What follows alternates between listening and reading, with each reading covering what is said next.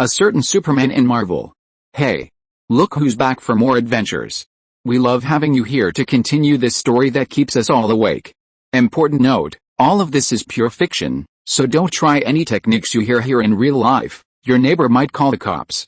This amazing novel and all its rights belong to the original author. We're just the ones giving it voice and drama. Are you enjoying the show? Prove it by subscribing to our YouTube channel and leaving that like that motivates us so much. And if you want VIP access to exclusive content, our Patreon is waiting with things you won't find anywhere else. Chapter 1, The Trashy Superman. Sky? I think you should know that the plane is about to crash, right? A black-haired boy said to the people in the cabin. Please save us, Superman, a white woman said to the black-haired boy in front of her. Please save us, more and more people wailed, and no one would question Superman's ability. Everyone in the world knew him, he was the most famous person in the world. $100 per person, you have 2 minutes to pay the rescue fee, the black-haired boy said. You are Superman, why are you charging money? A black woman said. I also need to eat. Saving you delayed my time to make money, so naturally I have to get money from you, wasting another 10 seconds, the black-haired boy said. Here, God, save us quickly, a white man said dejectedly. Soon the black-haired boy received a large sum of money. The black-haired boy then landed the plane. As soon as he landed, a woman ran out and said, You're not worthy of being a superhero. The black-haired boy looked at the woman in confusion and said, I'm not a superhero. The boy muttered a few words and flew into the sky. He was a time traveler. He transformed into a baby and traveled to this world. Then, something strange happened. He could feel his strength growing little by little. Perhaps his physique was different from that of the people in this world, which was why. He was Superman, but not Kryptonian. He had no weaknesses. His strength was still growing. Soon, he arrived home. Aunt May, I'm back, the black-haired boy said. The Parker family had adopted him. Joshua, I saw it, May said, pointing at the woman on TV accusing the black-haired boy of his evil deeds. Aunt May, I have superhuman powers, so why can't I use them to make money? I can save people and get paid. Isn't that great? Money is motivation, Joshua Parker said. But Spider-Man never asks for money, Peter Parker muttered to the side. Giving you face, Joshua Parker stepped forward, pinned Peter Parker to the sofa, and punched him twice. Joshua, I know you have your own ideas, but sometimes people just can't afford $100. When you meet them, just lower your fee a bit, May said, looking at Joshua Parker fondly. Okay, Joshua Parker said as he held Peter Parker down. Spider-Man? Oh, do you like Spider-Man? Joshua Parker punched Peter Parker twice more. He knew Peter Parker was Spider-Man. Hadn't he just been trying to show off that Spider-Man was more of a superhero than him? Was he just trying to show off? After a while of playful banter, Joshua Parker said, Go back to your room and look at Gwen Stacy's pictures. Peter Parker blushed and said, You're looking at my stuff. You're invading my privacy. Joshua Parker ignored him and said, Aunt May, let me help you. Peter Parker returned to his room to put his things away. A few hours later. Hi, is Joshua there? A stylishly dressed girl said, flanked by several equally stylish girls, all smiling at May. May glanced at the girls and said, Little Joshua's gone to work. The girls left, somewhat frustrated. She closed the door, looked at Joshua Parker, who was eating watermelon, and said, They're all lovely girls, really? Maybe. Joshua Parker put down the watermelon and started playing a game. May sat beside Joshua, watching him play, sometimes even joining in. May felt that Joshua and Peter were polar opposites. Joshua had been surrounded by girls since childhood, while Peter had almost never been around girls and was even shy when talking to them. They were completely opposite extremes. Suddenly, someone rang the doorbell again. May got up and opened the door to find a blonde girl, a very lovely girl. Excuse me, is Parker here? The girl asked, looking very polite, like a noble lady. Realizing there were two Parkers, the girl said, I mean Peter Parker. Yes, he's here, May said, a little surprised. She hadn't expected someone to see Peter Parker. Come in, May said. The blonde girl saw Joshua Parker playing games in the living room upon entering. Her eyes lit up, and she exclaimed, Nice game. Without even turning around, Joshua Parker declared, I'm invincible. The blonde girl walked over to him and said, Would you like to play with us? Let's experience the diversity of nature. Joshua Parker shook his head. Suddenly, the blonde girl pressed a few bills under her palm. Be my bodyguard. Wow, that's a wise choice. Trust me, no one can hurt you while I'm here, Joshua Parker said. Meanwhile, May also brought Peter Parker down. Peter Parker had clearly dressed up to look respectable. The three of them then left. Wow, isn't that Superman? A teenager said, looking at Joshua Parker. Wearing large sunglasses and a suit, Joshua Parker certainly looked like a bodyguard. Joshua Parker said with a stern expression, I'm bodyguard Superman now. Everyone laughed. Then, the group headed to the suburbs. The blonde girl, Gwen Stacy, said, everyone, be careful not to get bit by the snakes. Everyone nodded. Suddenly, a boy squeezed in front of Joshua Parker and said, I heard you have X-ray vision. Can you see these girls naked? Joshua Parker looked at the boy and shook his head. It wasn't that he was a saint, but he had seen enough and was numb to it. Now it was meaningless. Joshua Parker walked over to Gwen Stacy. Peter Parker was also there. He coughed and said, Gwen, do you prefer Spider-Man or Superman? Gwen Stacy looked at Joshua Parker and said, Joshua, he's more realistic, but Spider-Man is more like the superhero we all think of. Peter, do you really not have superpowers? Gwen Stacy also said. I'm sorry, I don't, Peter Parker said. Gwen Stacy took a few photos and then said, okay, let's move somewhere else. Suddenly, Joshua's phone rang. He opened it and saw a message asking for help. Someone was trapped on Mount Everest and needed him to rescue them. The reward was $500. Gwen Stacy was the first to say, goodbye. Chapter 2 $1. Joshua was incredibly fast, reaching the bottom of the mountain in less than 3 seconds. A woman immediately ran over, telling him that her son and husband were in trouble and needed help, and as Superman, he was undoubtedly the fastest helper. Joshua nodded. Although he didn't know the exact location, he was fast and could easily find the entire area. Joshua took flight, his speed increasing. Soon, he heard faint breathing, interspersed with a man's muttering. Sorry, Joshua quickly flew over and saw a man holding a young man, who was unconscious. The man held the young man's head, looking extremely distressed. Joshua approached the man. Superman, Joshua lifted the man and the young man and said, let's go. He then led them down and handed them over to the medical staff. The woman from before screamed incessantly, her voice wailing in fear like a small animal. After the medical staff took the man away for treatment, the woman wiped her eyes and walked over to Joshua. She was a fairly pretty woman, but her eyes were now extremely red and swollen. She handed Joshua $1,000 and began to speak incoherently. Joshua wasn't much of a comforter, he just wanted to get out of here. Finally, he said, maybe you could go see your family. The woman turned and left. Joshua looked at the $1,000 in his hand, thought for a moment, and accepted $500. He planned to donate the rest to Children's Foundation in China, since it was extra. Wow, isn't this our Superman? A man clapped at Joshua. You possess immense strength, capable of easily accomplishing things ordinary people can't. But your behavior is completely different from other superheroes. After all, they never charge for it. Some people online say you don't deserve this power. What do you think? Joshua looked at the man and said, be grateful to me. I have the power to destroy the world, but I'm willing to share it with you. And don't be so careless. If I'm in a good mood, I might not care. But if I'm not, I can find you even if you're hiding on another planet. Okay, Mr. Reporter, Joshua left. But the internet quickly erupted in controversy. Why not capture him and study him? Someone asked online. Is there a possibility they were afraid to capture him? According to Tony Stark's calculations, Superman has the power to withstand a nuclear bomb, meaning even if the Earth were destroyed, he'd remain unscathed. Seriously, men, we should be grateful to his family for raising him to be such a kind person, one netizen replied. Kind? A superhero charging for rescues? He's just someone using his powers to make money, someone else said sarcastically. He doesn't seem to have ever said he's a superhero, right? And what's wrong with using his powers to make money? Isn't that wonderful? While the majority of people online support Superman, some still deeply dislike him.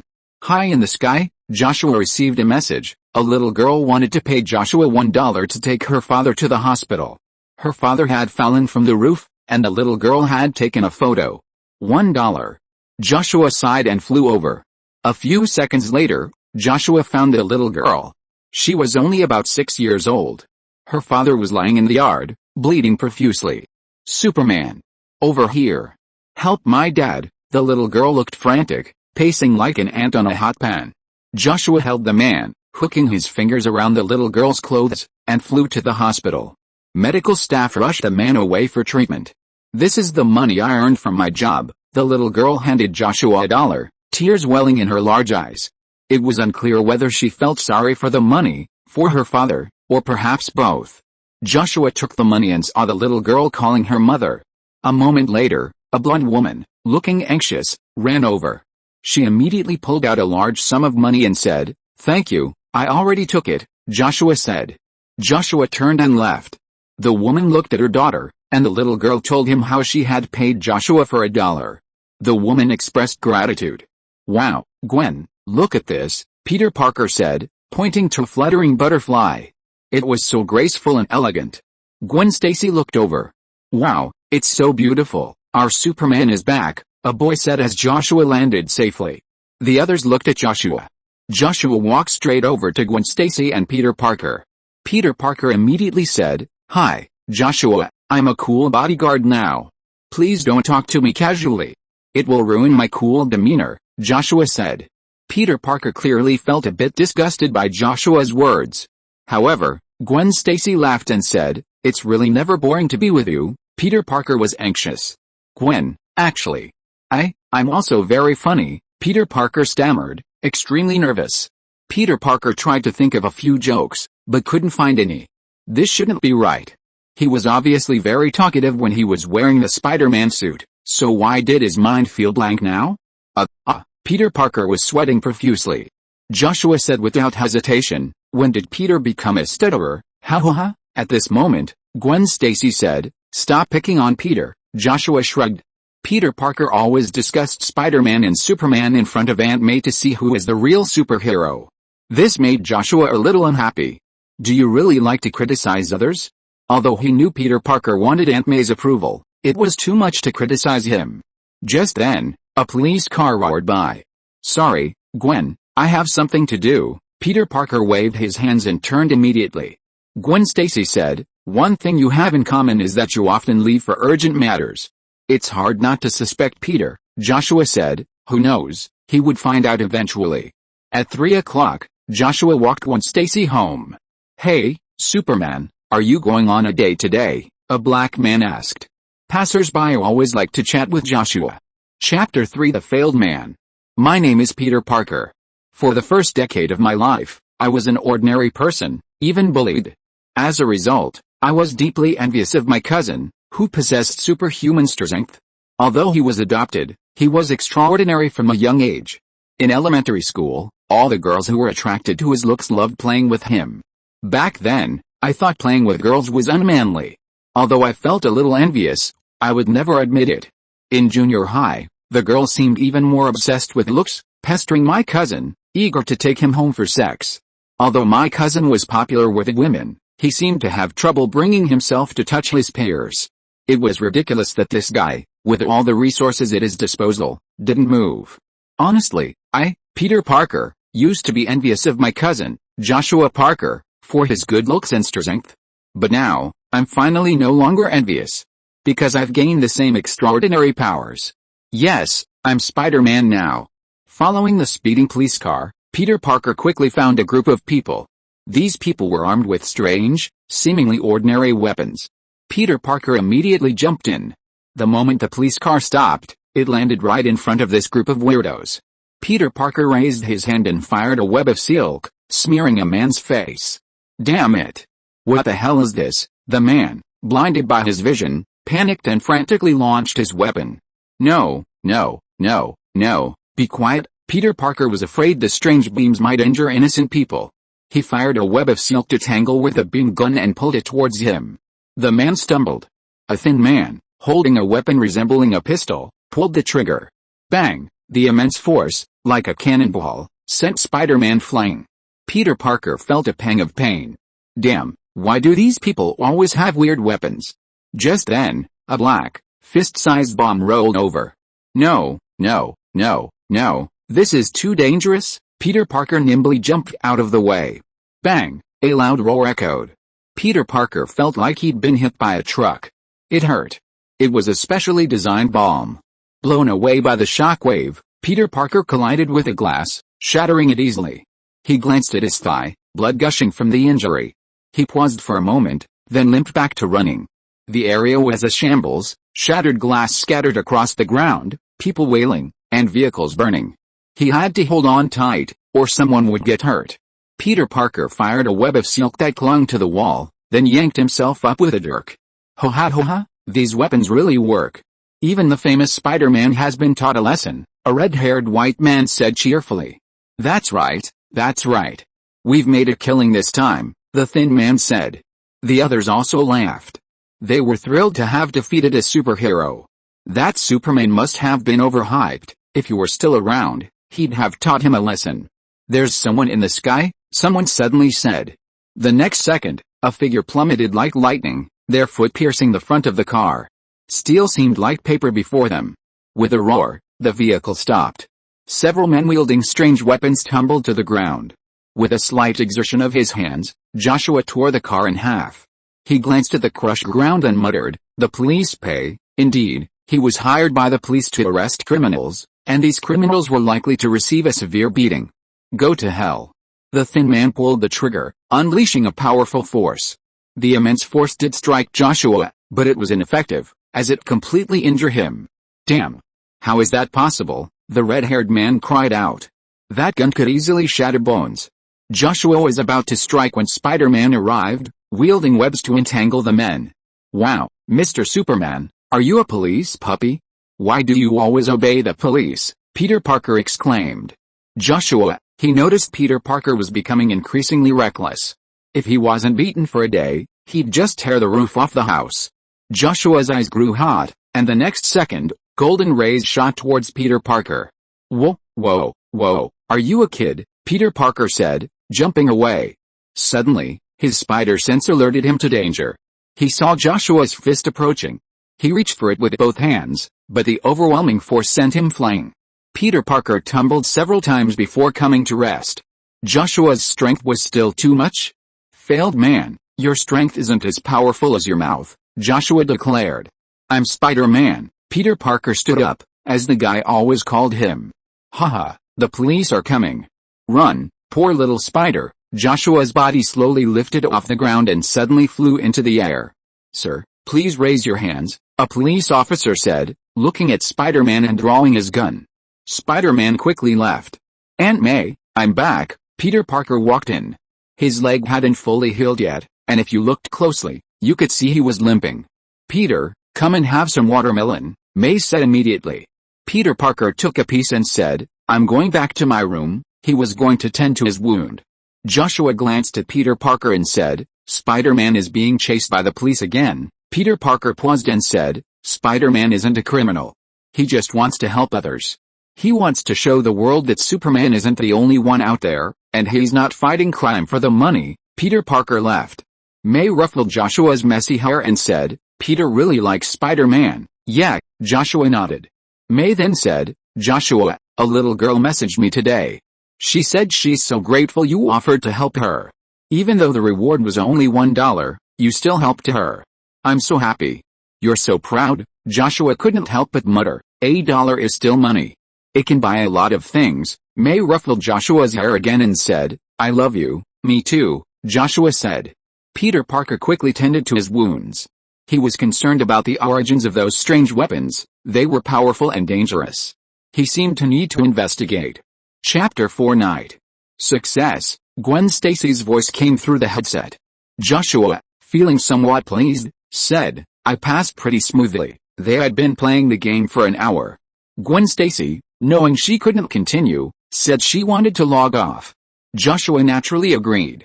Gwen Stacy put her headphones away and left the room. Her family was chatting in the living room. They were talking about Joshua, also known as Superman.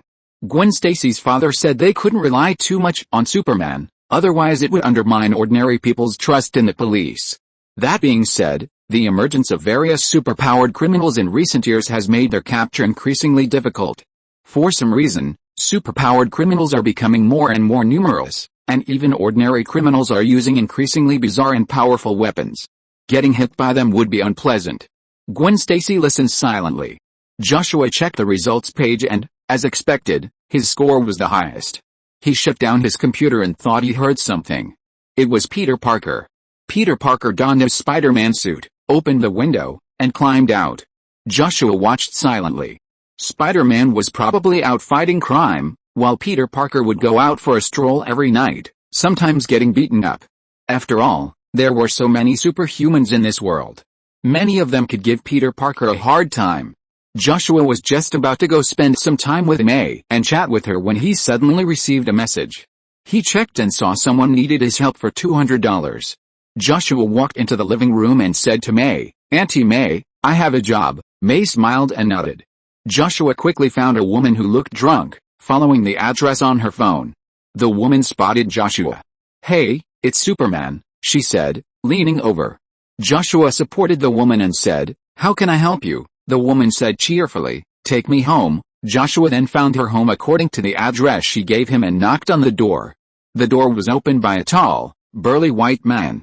He looked at Joshua with a stern expression and said, "If you dare touch her, you're dead." Joshua ignored the harsh words, which were nothing more than a few harsh words. Joshua pulled out his phone and said, "Please pay $200. The man immediately launched into a barrage of abuse, but it was just one sentence repeated over and over again, completely unlike the vivid and graphic curses of Chinese. The man took the woman's money and seemed reluctant to give her the money. Joshua smiled kindly and said, "You haven't paid yet." The man looked at Joshua and silently took out the money. Everyone knew not to owe Superman money, or he would take you on a free fall ride. In short, Superman was not someone to be trifled with. The man silently took out $200 and handed it to Joshua. After taking the money, Joshua left. Walking down the street, he soon encountered a group of thugs, a group of black men chatting and laughing together. "Hey, Superman," one of the men said first. Joshua looked at the men and said, "Aren't you afraid of having your magazines emptied when you're hanging out at night?" A black teenager seemed to be about to say something, but seeing Joshua's changing color, he swallowed his words. Although they were gang members, Joshua was the most dangerous. Whenever anything happened to his family, the gang members would be the ones to suffer. This guy would bully others when he was unhappy, even more so than them. Suddenly, a black man spat on the ground. Joshua stopped in his tracks and looked at the black man who had spat. The other black men silently distanced themselves, knowing Joshua was about to strike. "Cotton planter, are you provoking me?" Joshua asked, looking at the black man. Making him uncomfortable? Did he really want to be beaten? The black man quickly pulled out his gun and fired at Joshua. Bang, bang, bang, the bullets hit Joshua's body, and then there was no more. The bullets couldn't penetrate his skin. "Wow, that's brave." Joshua stepped forward and slapped the black man unconscious. Honestly, he could have killed him with one blow, but the thought of having to fill out a lot of paperwork at the police station made him reluctant. The surrounding black people looked at Joshua, barely daring to breathe. Joshua glanced at them and said, "Get away from me." The black people scattered. "You have a terrible temper," Peter Parker suddenly jumped out and said. He had seen what happened before, and if it were him, he would probably just ignore it. Joshua glanced at Spider-Man and grabbed the trash can and threw it at him. Bang! Spider-Man was sent flying. Joshua left, leaving Spider-Man swearing and complaining. What an annoying Spider-Man. Later, Joshua saved a beautiful woman. Joshua took the woman home. When he asked for money, she simply lay down on the bed, legs slightly curled up, and deftly removed her panties, leaving them hanging around her ankles. She asked, "Can I pay my debt with my body?" Joshua frowned and said, "I want money." The woman rolled her eyes at him and then said coquettishly, "Little Superman, let me help you become an adult. I want money." Joshua continued. "I don't have any," the woman said, looking a bit shameless. Joshua looked at the woman. How dare this guy refuse to pay? The woman looked at Joshua coquettishly, as if she was waiting for him to mount her. Joshua took out his phone, snapped a few pictures, and said, "If you don't give me the money, I'll send it to your parents." The woman, "Is this guy really that bad? I thought I'd find the most unique Superman to complete the 100-man kill, but he turned out to be so stubborn." The woman tried to continue her seduction, but Joshua said, "Your father's name is William Chris. You have 1 minute to pay." The woman's face changed. She pulled money from her bag and walked up to Joshua, saying, "You're not a man. You won't even do this to me." Joshua took the money and said, "You want me to do it? Do I have to?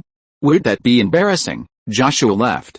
The woman's voice was still cursing behind her. She was furious. In the past, she had only needed to rub against men to get them, but this Superman remained unmoved. Perhaps there was something wrong with him. Chapter 5 Demon King. It was early morning. Joshua drowsily opened his eyes and checked the time. It was quite early. Aunt May should be making breakfast by now. He glanced at the ceiling and quickly got out of bed. Click. Joshua opened the door and saw Peter Parker walking towards the living room, apparently just getting up as well. After washing up and eating breakfast, Joshua and Peter Parker left the house together. As they walked down the street, neither of them spoke much. "Good morning," a chubby kid walked over to greet them. "Hi, good morning," Peter Parker said. The two quickly began chatting, clearly enjoying themselves. Joshua walked silently, speaking little. "Hi, Joshua," a tall, blonde beauty with fair, smooth skin and a curvaceous figure ran over. A happy smile blossomed on her face, making her look as bright and sunny as a sunflower. "Hi, Gwen," Joshua said. Gwen Stacy immediately said, "Let's continue tonight." After a long conversation, she finally addressed Peter Parker and the little chubby boy. "Hi, hello there, hi, I'm fine." The little chubby boy looked a little nervous. After all, Gwen Stacy was the school's famous beauty. "Hey, Gwen, Spider-Man saved a few more people last night," Peter Parker said. "Wow, that's impressive," Gwen Stacy said, and then she started chatting with Joshua. The two walked and chatted. "Hi, Superman," people kept greeting Joshua. The word Superman had almost become a catchphrase. Arriving at the classroom, a group of girls quickly approached. "Joshua, there's a party tonight. I promise there's lots of fun stuff. You won't be disappointed," a girl said, squeezing in front of Joshua. The girl looked at him expectantly, but he turned her down. Disappointed, the girl walked away. Gwen Stacy sat next to Joshua, looking at him as he walked, and asked, "Why did you refuse her? Didn't we agree to play games together tonight?" Joshua said. Since he'd already agreed to Gwen Stacy, he shouldn't have agreed to anyone else's. Besides, he didn't like parties. At the last one, someone had just had sex in the pool.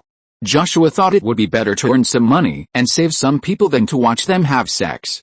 Gwen Stacy looked at Joshua, feeling a little happy. She was happy because of what he said. Joshua probably didn't realize how much it hurt her. Suddenly, Joshua's phone rang. He took it out and checked. The ship had been in trouble at sea and was sinking. Only Joshua could rescue them in time. The reward was $100,000, a huge sum. Of course, it was paid by the government. Perhaps there was an important government official on board, otherwise the government wouldn't pay. Joshua said, "Please ask for leave for me." Then he opened the window and jumped out. Wow, wow, wow, the accident site was in the Pacific Ocean. Joshua's speed gradually increased. It took only about 10 seconds to reach the scene. He could already see the ship sinking. Joshua grabbed the huge chain on the ship and lifted it up. Joshua brought the people to a nearby island. Now it was just a matter of waiting for rescue. Since he had already collected the money, Joshua didn't ask for more. "Can I take a picture with you?" a blonde girl with a few freckles asked. Joshua thought for a moment and said, $10. The girl nodded and took the photo with Joshua. Looking at the handsome boy on her phone, she happily showed off to her friends. Suddenly, a black man squeezed in front of Joshua and shouted, "I need money." Joshua tilted his head and said, "I'm not black." "Why do you think I'm your dad?" the black man immediately said. "You're a government dog.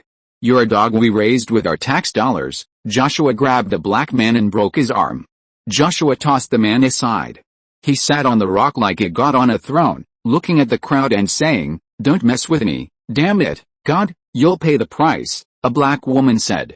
How Joshua laughed. Meanwhile, several people had gathered. They had come for Joshua, or rather, to seize his power. Many in this world were curious about Joshua's strength, including them. They were Hydra's enhanced humans. While their strength wasn't quite up to Captain America's, it wasn't far behind. "Let's go," a man said. Okay, there were 5 of them. Joshua spotted 5 men approaching him aggressively. The largest of them charged directly at Joshua. Their speed was so fast, even surpassing that of an ordinary person. Oh, they were targeting him. This meant someone had orchestrated this mission. That was quite interesting. Joshua used his thermal vision to cut them off. Their bodies were too fragile to be confronted by the thermal vision. Oh my God, Superman killed someone, someone screamed.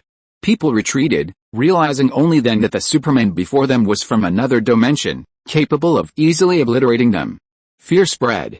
Joshua didn't like to think, nor did he care who was against him. His strength was enough to crush anything. After killing someone, Joshua slowly ascended. He said, "Someone will be here to pick you up soon," and then Joshua departed. Meanwhile, government officials were analyzing Joshua's thermal vision. A man asked, "Is there anything that can block thermal vision?" Probably only Captain America's shield could reflect it, but with Superman's strength, he could crush it into a pile of scrap metal. Joshua's strength has increased at least tenfold compared to 3 years ago, a researcher said. Joshua's strength was growing, and at an accelerating rate.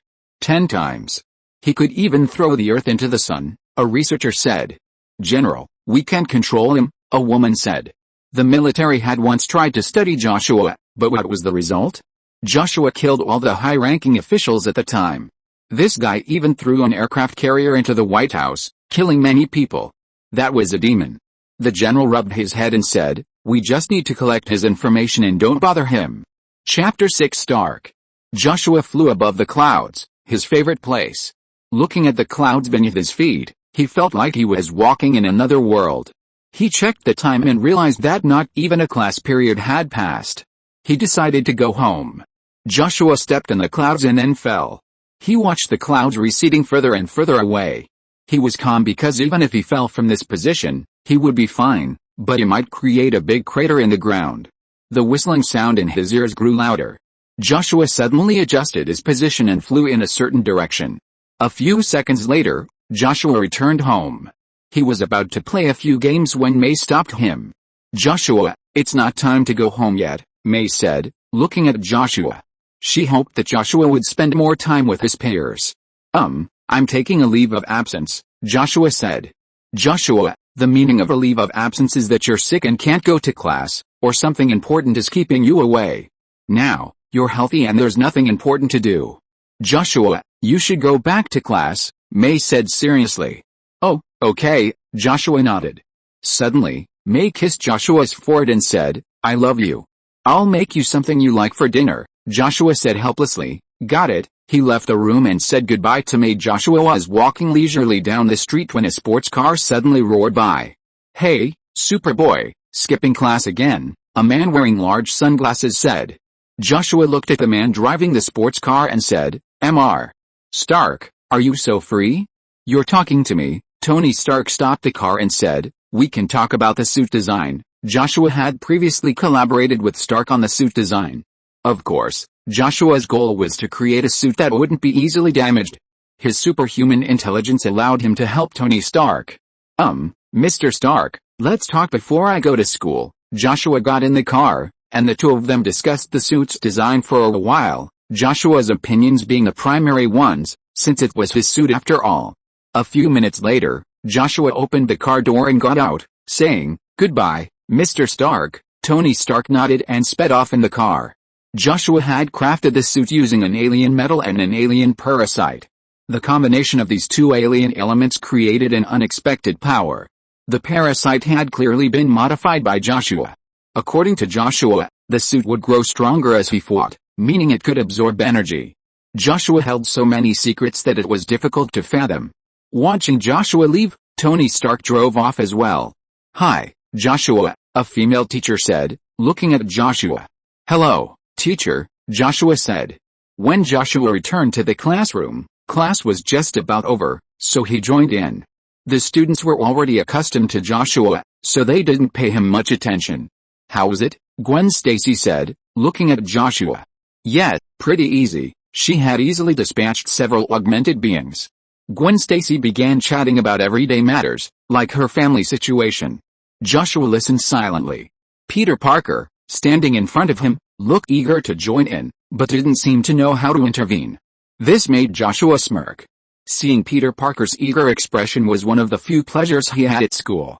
Or, let's give up. Gwen Stacy is clearly more interested in Joshua, the chubby boy said, looking at Peter Parker. He knew Peter Parker was fascinated by Gwen Stacy. But who in this school wasn't fascinated by this beautiful girl? Peter Parker sighed. Afternoon. Joshua said goodbye to Gwen Stacy and flew directly to Tony Stark's building. Knock, little guy, Tony Stark couldn't help but say as he saw Joshua appear. This guy never knocks. Joshua smiled and said, I'll be more careful next time. Tony Stark led Joshua to a glass case. Inside was a black substance, enclosed in a box. This was Joshua's suit, capable of transforming into any form. Tony Stark opened the case and said, try it. Joshua nodded and reached out to grasp the black substance. Then, as if alive, the black substance began to spread and soon completely engulfed Joshua. The suit looked handsome in black, and Joshua liked it very much. Joshua stretched his body, feeling comfortable. Suddenly, sharp black blades sprouted from the back of his hand, and with a casual swing, Joshua severed the glass case. Whoa, whoa, whoa, this isn't your testing ground, Tony Stark said, stopping Joshua's dangerous behavior. Joshua apologized, saying he loved the suit. After playing with it for a while, the black suit began to disappear, seemingly melting into his body. After receiving the suit, Joshua left. Tony Stark watched him go in silence. Joshua's power was immense, almost godlike. If such a person were to commit evil, no one could stop him. Tony Stark hoped to be Joshua's limiter, at least to stop him when he went berserk. Joshua soared through the sky and soon arrived home. Peter Parker hadn't returned yet. Wearing his suit, Peter Parker hung upside down from a tall building, waiting for anyone in need. Suddenly, he saw an elderly woman who seemed lost. Peter Parker quickly descended, approached the woman, and enthusiastically offered directions. Peter Parker felt good, at least he had helped someone. There was no shortage of fun here. Peter Parker saw someone wearing the same suit as his, clinging to a streetlight and dancing coquettishly. Wow, bro, you look so sexy, Peter Parker exclaimed, completely free of the timidity he had shown when facing Gwen Stacy in class. Wow, bro, are you cosplaying? No, I'm Spider-Man, Peter Parker said. Are you kidding? Peter Parker silently shot out spider silk. Oh my god, you really are. Please take a picture with me, the man said excitedly. With pleasure. Chapter 7 half. Peter? May called a few times, but when there was no response, she found Joshua and said, do you know what Peter is doing? Maybe he's helping someone, Joshua said. Peter Parker would go out as a superhero after class. With luck, he'd return unscathed, but with bad luck, he might be injured. May nodded and left. Joshua was about to open the game when he got a call from Gwen Stacy. Gwen Stacy said she needed help carrying some food to the homeless, and Joshua, with his superhuman strength, was the perfect choice. Joshua sighed and stared at the game screen. Just as he was about to say something, Gwen Stacy said, Joshua, I need you. Her tone was a bit coquettish, and since she was being coquettish, he couldn't refuse. Joshua closed the game and walked out the door. Auntie May, I'm going out. Be back soon, okay? Joshua walked down the street, a woman in a red skirt walking in front of him. The woman was truly wearing only a skirt, nothing underneath. Joshua was used to it, there were plenty of them here, probably seeking excitement. After walking for a while, the woman stopped in front of a car and walked inside, likely looking for business. As Joshua passed, the car window rolled down, and a man looked at him and said, hello, Superman, would you like to step into the adult world? Joshua raised his middle finger and left. A few minutes later, he found Gwen Stacy. There were boxes of food at her feet. Gwen Stacy happily led Joshua to distribute the food. Not everyone was grateful, though, some were quite resistant. Why not give it to me? A young black man asked, looking at Joshua and Gwen Stacy. Joshua looked at the young man.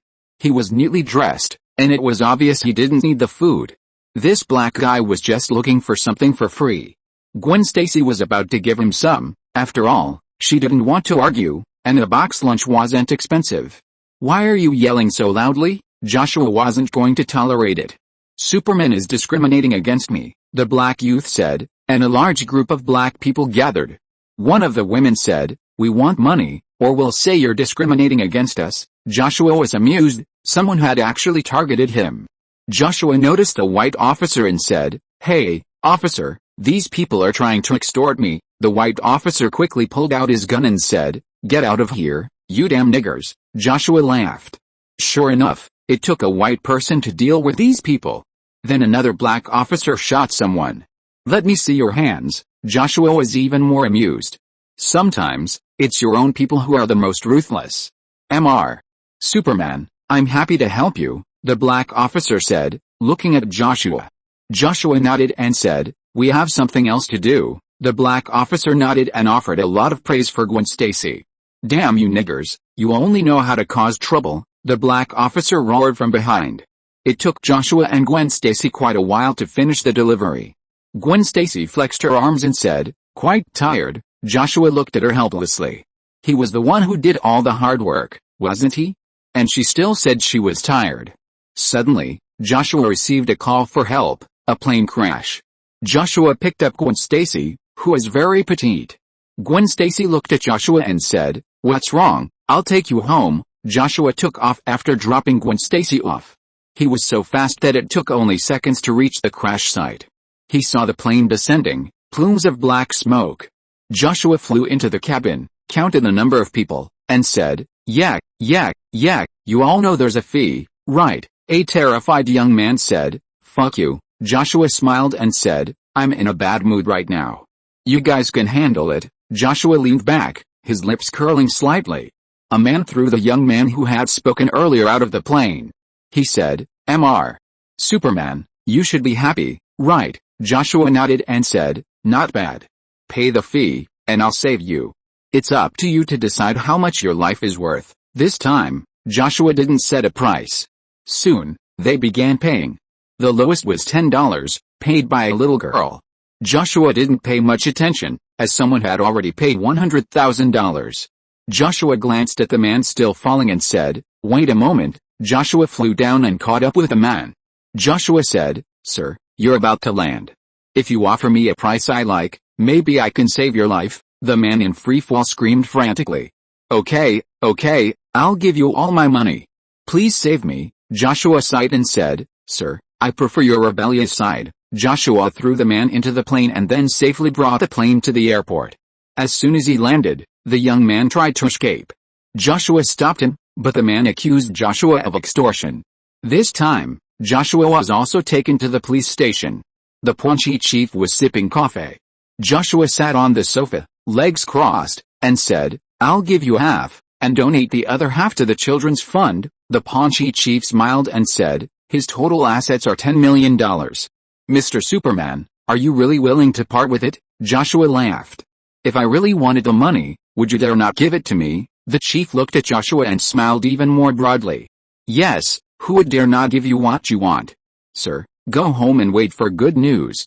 You'll be happy soon. Okay, Joshua left.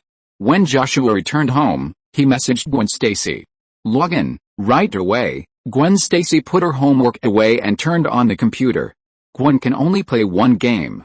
We have dinner soon, Gwen Stacy's father said. Okay, Gwen Stacy said. Joshua connected to the microphone and said, one round, then I'm going to eat. Ha, it's the same at my house, Gwen Stacy couldn't help but say. 40 minutes later, the two finished their game. Gwen Stacy also left the room to eat. She hadn't eaten yet, but it would be soon. If you are listening to this novel on a channel other than Fanfic World, it means it was downloaded and re-uploaded without effort. We warmly invite you to visit our channel, Fanfic World. There you will find the original version of this story and many other novels of various genres. We look forward to seeing you dive into a world of incredible novels. Chapter 8 Autistic Spider-Man. I'm Spider-Man, the most considerate superhero here. Excuse me, sir, how can I help you? Spider-Man said, looking at the black youth who was doing some free shopping. Go to hell, the black youth raised his crowbar and lashed out at Spider-Man. Wow, so mad. You took the rage potion? It's one of those in-game potions, Spider-Man said, restraining the black youth. The black youth began to struggle, but couldn't break free from the web. You look like an insect caught in a spider's trap. Suddenly, Spider-Man's phone rang. It was Joshua. Hi, Spider-Man answered. Time for dinner. Spider-Man hung up before he could say anything. Joshua was truly efficient. Spider-Man could already hear the sirens of police cars not far away. He patted the black youth on the shoulder and said, Sir, you should find a good job. The black youth cursed inwardly. If I wanted a job, would I come here for free? Spider-Man quickly left, changing his clothes as he moved. A moment later, he arrived home. Hi, Aunt May, I'm back. I have something to do today. Joshua, you ate my favorite? Peter Parker exclaimed. Joshua said, who told you to come back so late? May said, Peter, I'll make it for you right away. May left. Joshua ate silently. Peter Parker said, Spider-Man has saved 17 people while you were playing games. If you weren't playing games, you could have saved more. I'm not a god. I can only help those I can see and not those I can't see, Joshua said. You can obviously save more people, Peter Parker said. If he had Joshua's power, he would definitely be able to save more. Joshua curled his lips and said nothing. Then May came out and said, Peter, Joshua donated $5 million to UNICEF. That $5 million can help many children around the world. Don't be too hard on Joshua. As long as Joshua can help those in need right now, that's good enough. But not everyone will help those in need right now. Peter Parker muttered a few words. Joshua finished his meal and returned to his room. Gwen Stacy soon logged on. The two began playing games. Joshua, have you seen the news? You're so kind, Gwen Stacy said. 5 million. That's a huge sum. A kind-hearted person gave it to me. I saved him, and he gave it to me. I figured I wouldn't need it, so I'll donate it to some children in need. And I owe you a little credit for that. Did you take me to see that documentary about children and poverty? Joshua began. He was still a little shocked at the sight of a skinny child, unable to lift his head, resting his head on the ground, surrounded by vultures, waiting for his death. Gwen Stacy said, Hey, I'm donating $100 this time too. It's from my previous job. Gwen Stacy was delighted, humming a little tune. Gwen, that's great, Joshua said. Hey, Peter Parker pressed his ear against the wall, listening, his teeth gnashing with envy. Peter Parker sighed, slipping into his suit and opening the window to climb out. Swinging on his web, he left this place, this heartbreaking place. Peter Parker was wandering around at night. Suddenly, he spotted a group of women in wedding dresses. The sheer number of them made Spider-Man stop. Hey, are you guys getting married? Spider-Man said, dangling upside down. Yeah, we're here to marry our idols. We're here to keep a date. Spider-Man listened to the woman's story. After a long pause, Spider-Man finally said, but celebrities can't even pronounce your names. They'll marry the one they love, but that person won't be you. They'll treat their loved ones well, but that person won't be you. You're only hurting the people who care about you. As if a sore spot had been touched, the woman screamed, Oh my God, Spider-Man touched me, Peter Parker frantically explained. But the news of a superhero assaulting a woman was too shocking. Some unscrupulous media outlets began to report it extensively. It was truly explosive news. Spider-Man left, having ignored his explanation. The next morning, Joshua picked up his phone and saw a video of Spider-Man allegedly molesting a woman in a wedding dress. Ha, this is hilarious. Joshua looked at it and put his phone down. Peter Parker wouldn't have the guts to molest someone else. It was obvious he was being framed. Seeing the high number of hits, he thought he'd probably made a lot of money. Joshua found Peter Parker in the living room, looking a bit listless with dark circles under his eyes. After Joshua finished eating, Aunt May said, the news of Spider-Man molesting someone must have hit Peter hard. Joshua nodded and said, maybe. Goodbye, Aunt May. Bye. Joshua and Peter Parker left. They soon ran into Gwen Stacy. Gwen Stacy asked, are you guys telling me Spider-Man molested people? Peter Parker immediately became excited and said, no, it's impossible. He's not like that. Gwen Stacy looked at Peter Parker in surprise. Was he too excited?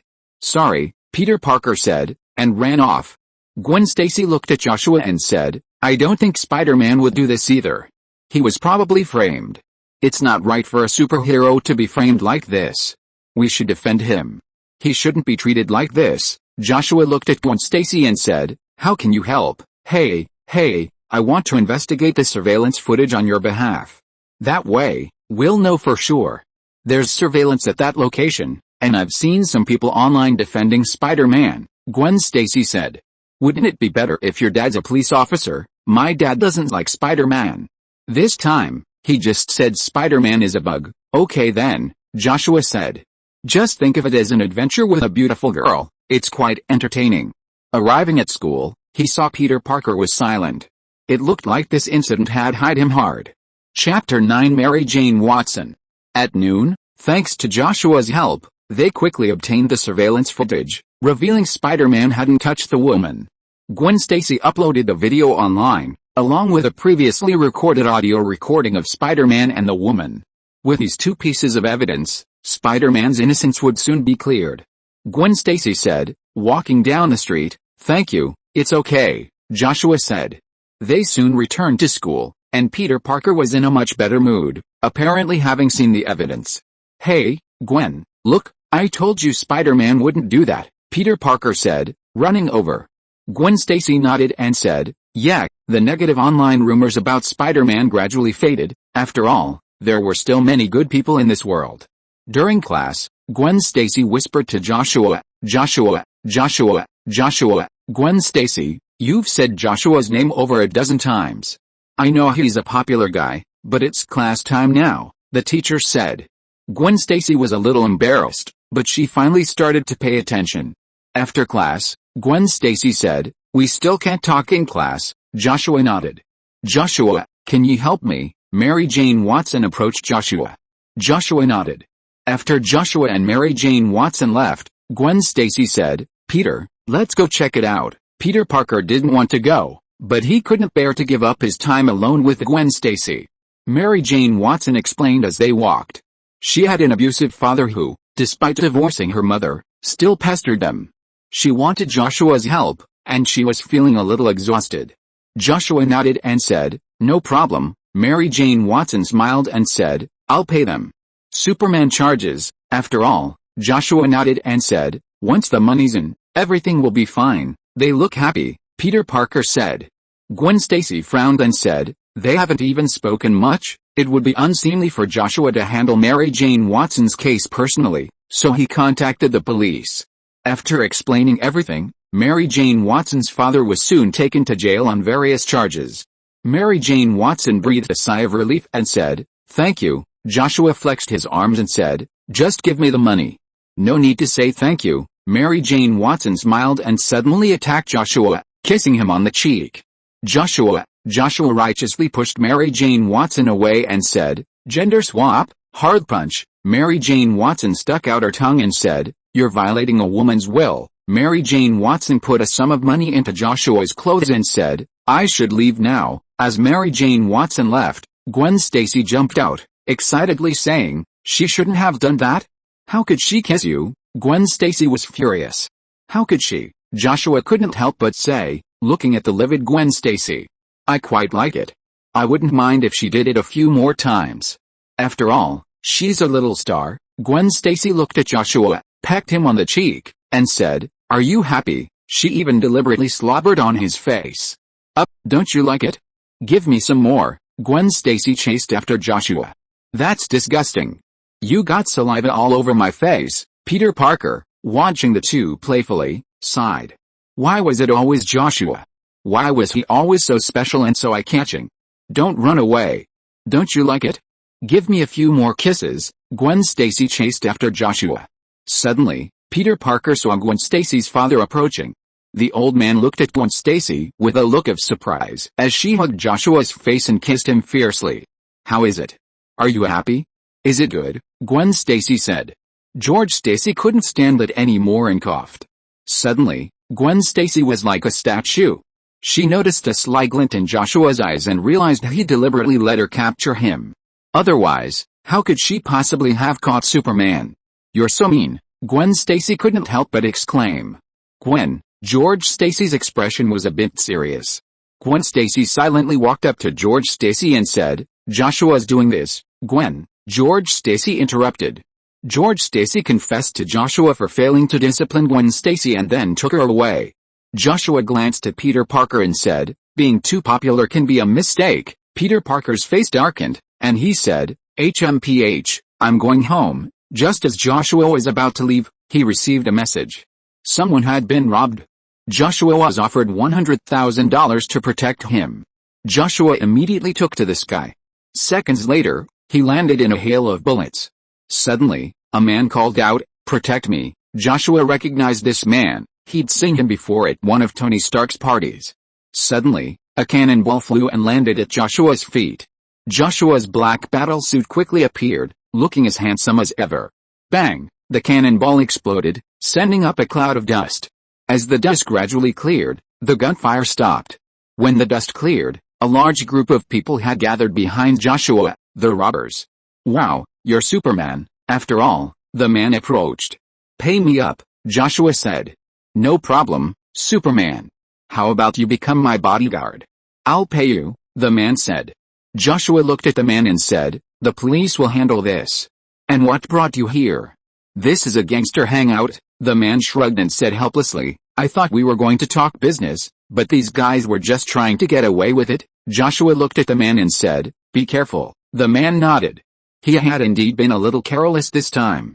Chapter 10 The reporter who is about to cry. The sun was now half buried beneath the clouds, its orange-red glow tinting the surrounding landscape with a vibrant orange-red hue. It was a breathtaking sight. Joshua's heart skipped a beat at the sight. Nature was truly beautiful, breathtakingly beautiful. It was almost dinner time. As he descended from the clouds, he felt as if he had been transported to another world. Above the clouds lay a world of solitude and beauty, below a world of bustling bustle and activity. He loved both, though of course, there were also aspects he disliked. He loved the beauty above but not the solitude, and he loved the bustle below but not the noise. Joshua adjusted his flight position and descended rapidly. His speed was so fast that in a matter of moments, he arrived home. As he slowly descended, dust surrounded him like falling stars. Upon landing, Joshua opened the door. Joshua, can you help me get some food? The beautiful blonde Gwen Stacy asked. Joshua tilted his head. Hadn't she been taken back home? Why was she here? Seeing Joshua's dazed expression, Gwen Stacy began to explain that they were having a party here today. It wasn't a large gathering, but Peter Parker's friends and a few girls were there. May was happily busy, apparently enjoying the party. Joshua couldn't help but ask, Superman running errands? Gwen Stacy turned back to the others and said, Joshua and I are going shopping, hurry up. As they left the room, Gwen Stacy complained. Her father had given her a good scolding, and if her mother hadn't helped, she probably wouldn't have been able to get out. Joshua said, let's go shopping. Gwen Stacy nodded. Joshua didn't fly. After all, the supermarket wasn't far away, only a few minutes away. Flying always made him feel like his pleasure was coming to an abrupt end before he could even get his fill, leaving him feeling pent up. They arrived at the supermarket and bought everything according to their list. Hey, Superman, do you need some condoms? A young white man asked. Gwen Stacy blushed slightly and glanced away. To put it on your head, Joshua paid and left. Seeing Gwen Stacy being hesitant, Joshua was speechless. The two walked slowly. Soon they arrived at Joshua's house. It was very lively when they opened the door. The party ended at 9 o'clock in the evening. Because Aunt May was there, they could only drink juice. Gwen Stacy was finally sent home by Joshua. See you tomorrow. Gwen Stacy looked back at Joshua and said. Yeah, Joshua quickly flew into the sky. Gwen Stacy's brother looked at the sky and said, Joshua is so cool. Looking at her brother lying on the window, Gwen Stacy said, be careful, back home. George Stacy was reading a newspaper. He glanced at Gwen Stacy and said, girls, be careful. Gwen Stacy felt a little embarrassed. She touched her hair and said, it was Joshua. He was just trying to piss me off. Good night, Dad. I'm going to bed. Gwen Stacy quickly returned to her room. Homework. Homework. I hadn't done it yet. I had to finish it quickly. Gwen Stacy tied her blonde hair up, put on a headband, and began to work hard. In the sky, Joshua suddenly noticed a flame tail. It was Tony Stark, who was now fighting with an even larger Iron Man. This guy must be a baddie. This was something interesting. Joshua flew over. At this moment, Iron Man was punched and sent flying. Iron Man's armor unfolded, and a baddie looked at Joshua and said, oh, isn't that Superman? Aren't you going home to sleep with a lullaby? Joshua replied, you were so arrogant before, you were so servile when you spoke to me. It seems this armor gives you so much confidence. A baddie sneered, then raised his hand and fired a palm cannon. Bang! The palm cannon was enough to send Iron Man flying dozens of meters, but it didn't even faze Joshua. Joshua said, didn't your mother feed you? How can you be so weak? Humph, Abate snorted, closed his armor, and rushed towards Joshua. The massive iron fist smashed into Joshua's face. Joshua swung his fist back, and his fist collided with the iron fist, but his flesh and blood were even more terrifying. Joshua's punch pierced the iron arm, and Abate's arm was broken into several pieces. Obadiah screamed and retreated in terror, but Joshua's heat vision instantly severed his legs, along with his iron legs. Tony Stark used magnets to collect the falling iron fragments, preventing them from hitting anyone. Joshua said, "You're so rich, so just show some respect." Tony Stark bluntly replied, "I didn't ask for your help." Joshua laughed. "Wouldn't it be spectacular if this guy landed directly on your building? You're Superman." Tony Stark was somewhat frustrated by Joshua's blatant threat. "But I'm not a superhero," Joshua added. Obadiah staggered and tried to leave, but Joshua easily grabbed him. He grabbed his only arm and said, "What's the rush? Are you rushing home to nurse?" Joshua led Obadiah to the surface, where police were already stationed. Tony Stark was surrounded by reporters, all curious about his Iron Man suit. Tony Stark announced a press conference tomorrow. "Mr. Superman, could you tell us something about Tony Stark?" a female reporter asked. "Do you have $100? The female reporter paused, then replied, "I do. Give it out, and I'll show you a magic trick," Joshua said. The female reporter produced the money. Joshua took it and tucked it into his pocket. "What's the magic trick?" "Property transfer."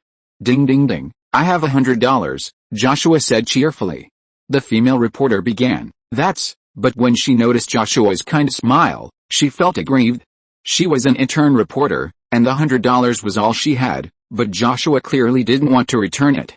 After a moment's pause, the intern reporter said, "I don't have money for food." Joshua, seeing the young reporter on the verge of tears, Joshua felt a little embarrassed, having assumed she had money. He placed the money in the female reporter's hand. Just when people thought Joshua was going to give the money to the female reporter, he suddenly said, "I'll lend you $100. The people watching the interview on TV were stunned. Even the female reporter was stunned. She had never seen such a shameless person. Chapter 11 Your life is only worth a cent. Watching the almost dazed intern reporter Joshua leave, he watched. In this world, Tony Stark hadn't held a press conference to announce his identity as Iron Man, but it looked like he'd announce it to the world tomorrow. Then, all sorts of superheroes and supervillains would appear. Joshua found Tony Stark, who was nursing a facial wound from his earlier fight with Iron Man. Tony Stark noticed Joshua and couldn't help but say, "Bullying a girl isn't a gentleman's thing to do." "Ha ha ha, what's up? You still want to act like a Brit?" Joshua laughed, surrounding Tony Stark like he was watching zoo animals. Tony Stark, somewhat annoyed, said, "Don't be like that, Joshua. You make me look like a monkey." Joshua shrugged, sitting on the steps and watching Tony Stark. A few months ago, Tony Stark, wearing his Iron Man suit, approached Joshua for a showdown. Of course, the difference was huge. Joshua stood still, and Tony Stark couldn't break Joshua's defense. Of course, Tony Stark was also trying to create a suit that could limit Joshua's power. However, as he studied Joshua, he noticed that his power was increasing at an ever-increasing rate, leaving him feeling somewhat frustrated. Joshua stared at Tony Stark's suit for a moment before remarking, "I was probably stronger than this when I was a month old." Tony Stark stood up and said, "Are you showing off? What do you think?" Joshua smiled. Joshua and Tony Stark chatted for a moment before leaving. Joshua soon returned home. Sleep. That morning, while opening the door, Joshua crushed the doorknob into a pile of scrap metal. Joshua was silent for a moment. He actually had a limit on his power, limited to around 1 year old. His strength was already very strong at that age, and while it was increasing, he had always maintained it at that age. The only explanation for the doorknob breaking now was that his power was increasing even faster. Joshua spent a few seconds calculating and found that he was getting stronger 3 times faster today than yesterday. No wonder it was like this. Joshua used his thermal vision to melt the door handle, and then made an ice mold, poured the melted liquid into it, and a brand new door handle appeared. Joshua reassembled it, and then used his thermal vision to carve out patterns, which looked very noble. Joshua walked out with satisfaction. After washing up, he started to eat the breakfast prepared by Aunt May. A few minutes later, Peter Parker came down. He looked like he had dark circles under his eyes, and it was obvious that he was not getting enough sleep. After all, He didn't come back until midnight last night. Superheroes are very tired. Joshua admired Peter Parker for this. After Peter Parker was ready, the two went to class. As they walked down the street, Peter Parker said, "Spider-Man is clearly helping people, so why is he always being chased by the police?" Joshua glanced at Peter Parker and said, "Spider-Man once hung a man from a bridge, causing rescuers to spend countless hours trying to free him. The man then paid a large sum of money to the rescuers, and now he's homeless." Peter Parker fell silent. After a moment, he said, "If Spider-Man hadn't helped him, he'd have gotten hurt. He used to be a competitive swimmer. Even if he fell into the water, he could have easily swum to shore. But Spider-Man's help turned him into a homeless person," Joshua began. "Oh," Peter Parker then quieted down considerably. Entering the campus, Gwen Stacy got out of the car and looked at Joshua, saying, "Hey, Joshua, wait for me." After closing the car door, Gwen Stacy ran over to Joshua. "Hey, Gwen looks beautiful today too," Joshua said. Gwen Stacy's always energetic demeanor truly exuded a youthful air, a true youthful beauty. "Thank you," Gwen Stacy said. Apparently, her little makeover had paid off. "Hey, Gwen. Gwen, you look beautiful today," Peter Parker said, stuttering, his eyes fixed on Gwen Stacy. She was so beautiful. "Thank you, you look so handsome today too," Gwen Stacy said, before launching into a rant about Joshua. Joshua. Joshua. Joshua. Perhaps Gwen only had eyes for Joshua. Peter Parker sighed and left this sad place. He felt he should work harder on being a superhero, not wasting time and energy on love affairs. Soon, Peter Parker spotted a tall, handsome boy bullying a skinny boy. "Wow, it's you, Peter? I remember you have a camera. Can you take a picture for me?" Just like that, the tall, handsome boy choked the skinny boy. "I wouldn't do that, Thompson. You shouldn't bully," Peter Parker said. He had been bullied before, too. Of course, Thompson didn't dare to act in front of Joshua, because Joshua was so dangerous. Thompson pushed the boy aside and walked over to Peter Parker. He hated both Parker brothers, Joshua and Peter. "Joshua's here," a girl with glasses said. Thompson glanced at Joshua and Gwen Stacy not far away, then snorted and turned away.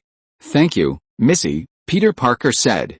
"It's okay, he's afraid of Joshua," the girl said.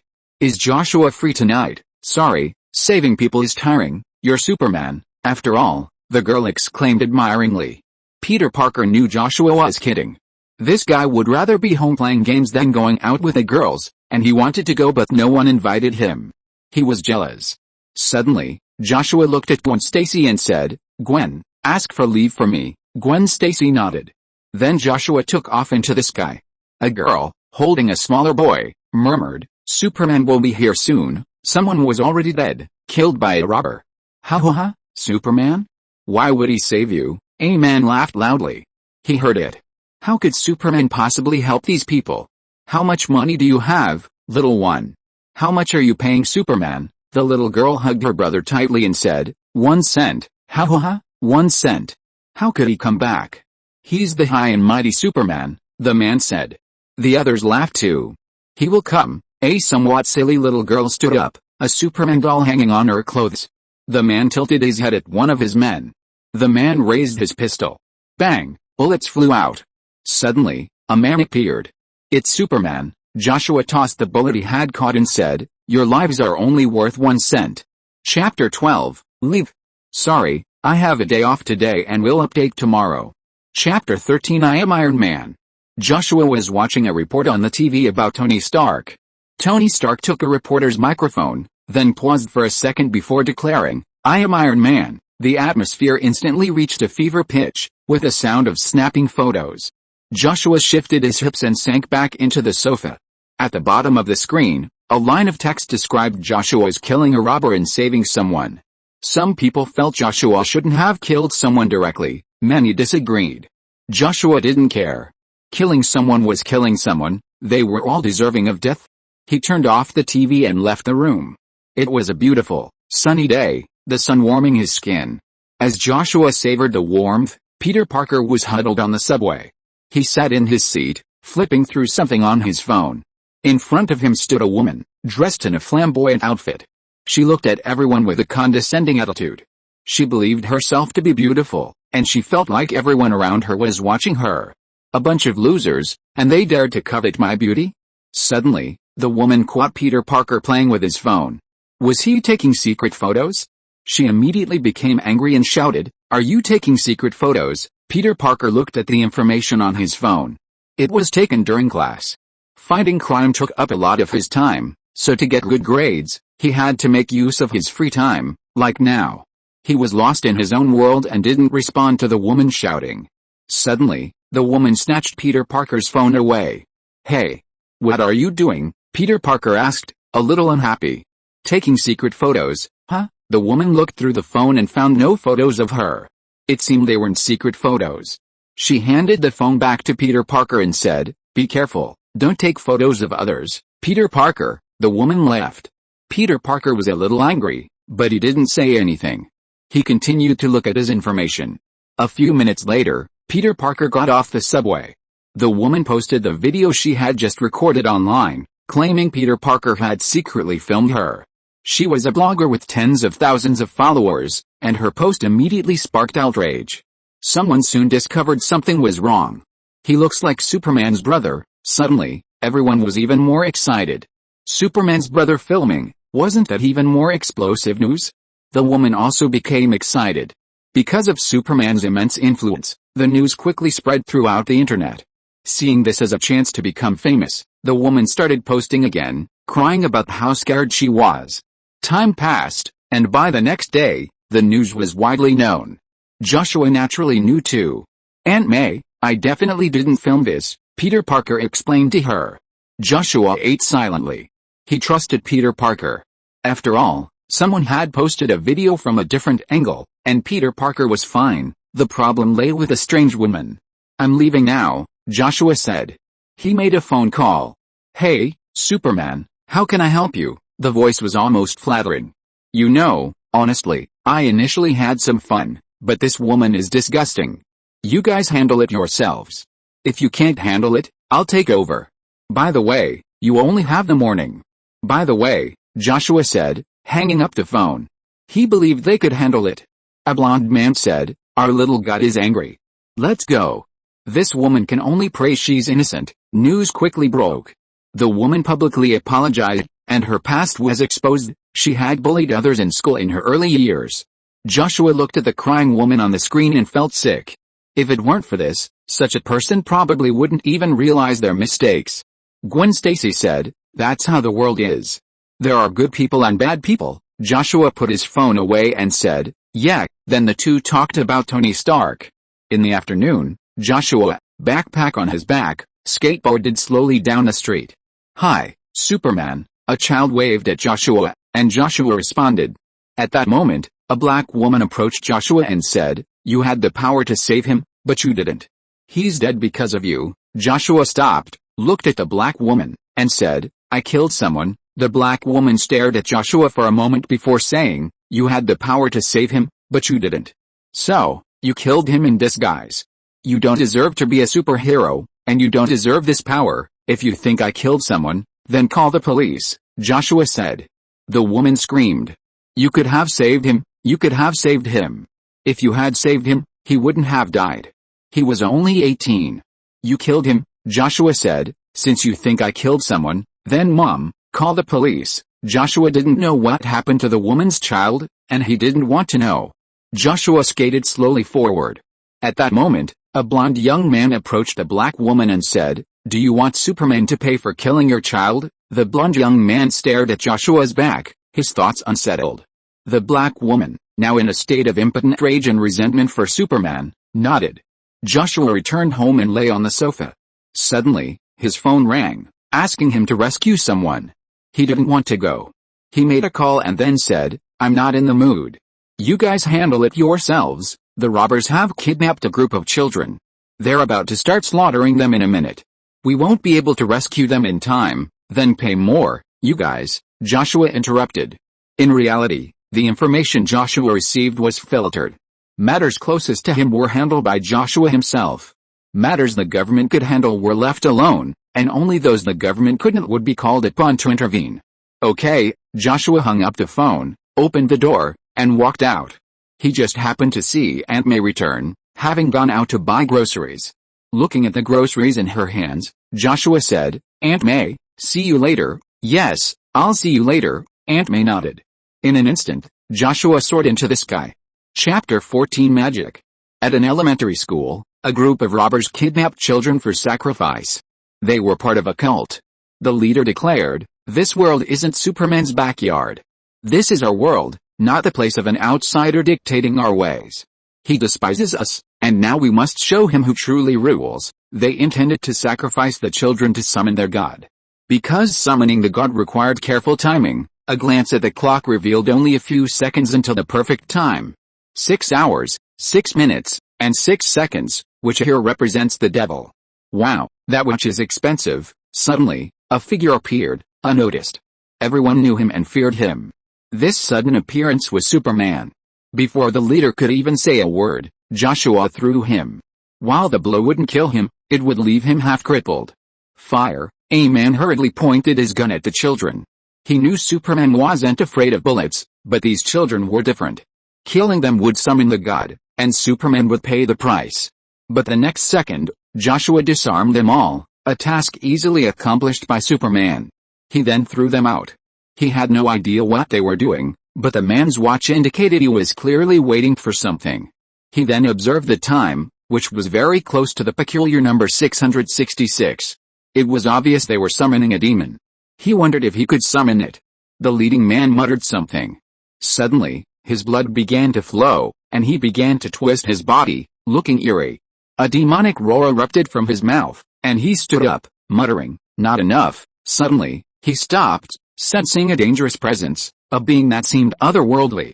Its mere presence was enough to make him tremble. Joshua noticed the difference, too. He flew out and looked at the man who had risen. He looked the same, but he was completely transformed.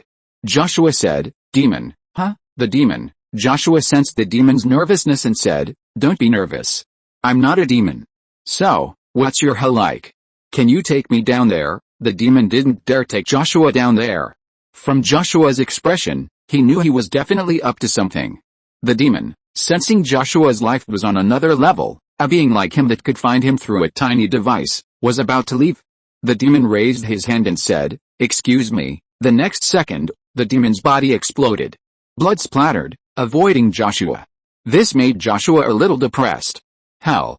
He knew Marvel had a hell, but he'd never seen one before. And now, this demon had blown himself up. Was he really that terrifying?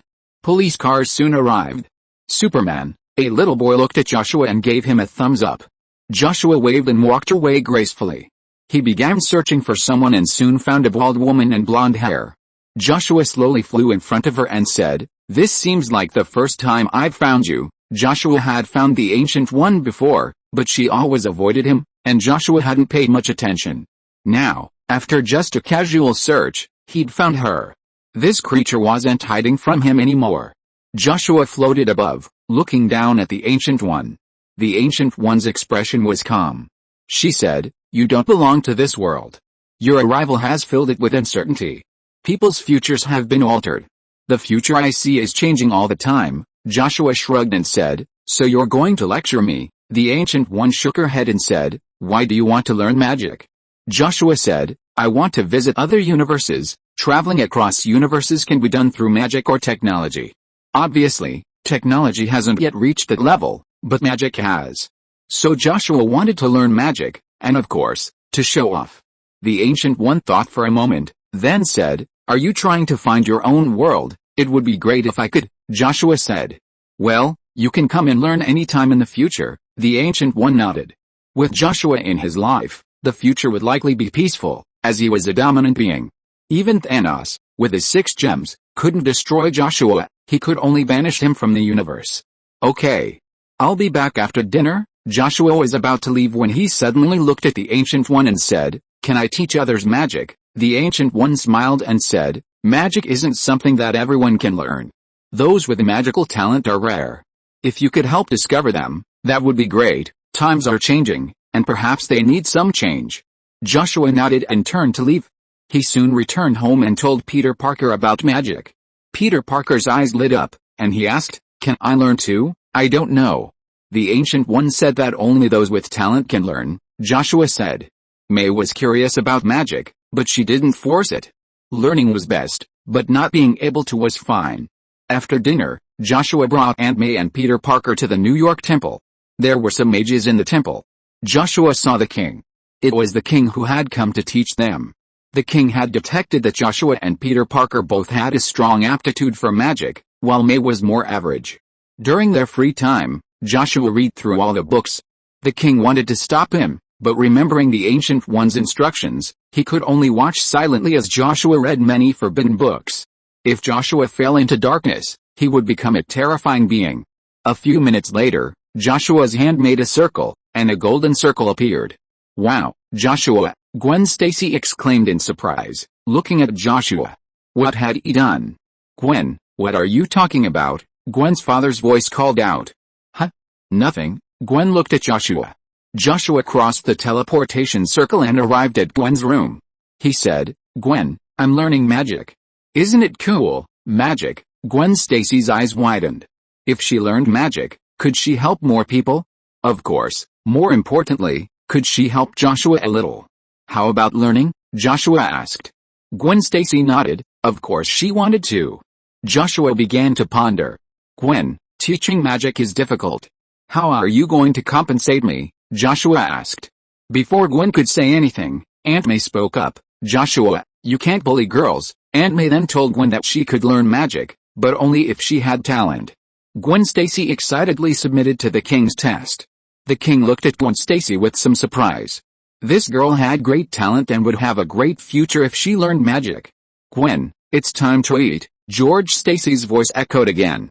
Gwen lowered her voice, saying, "Tomorrow we'll learn magic together, mmmmm." Gwen Stacy excitedly kissed Joshua. Joshua closed the teleportation channel. About 2 hours later, Joshua took Aunt May home, while Peter Parker stayed behind. After Joshua left, the Ancient One met with Peter Parker and revealed his identity as Spider-Man. Peter Parker was astonished, but soon understood, he was the Sorcerer Supreme, after all. A few minutes later, a police car passed by with its horns blaring. Peter Parker said, "Master Ancient One, I might need to take care of something." Ancient One nodded, then said, "Go ahead." Spider-Man donned his suit and rushed out. Outside the temple, Spider-Man swung on his webs to catch up with a police car. A man in a rhino armor was rampaging. "Hey, baby rhino!" Spider-Man jumped down, grabbed the rhino's horn, and lifted him up, slamming him to the ground. The ground crumbled easily like tofu. Rhino quickly got up, grabbed the car, and threw it at Spider-Man. Spider-Man bent down, fired his webs to stick to the car, and then swung it at Rhino again.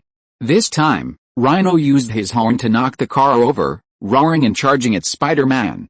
Raging baby Rhino, did someone steal your food? Or are you lost? Spider-Man kept muttering. Rhino found Spider-Man incredibly annoying and wanted to crush the little bugger. Suddenly, Spider-Man spotted a billboard about to fall above a girl. He rushed over, but Rhino was hot on his heels. Spider-Man grabbed the girl and was about to leave when Rhino knocked him back. He could feel the horn piercing his body. If he hadn't avoided a vital point, he would have been dead. He rolled around with the girl in his arms. She was fine, but he felt terrible.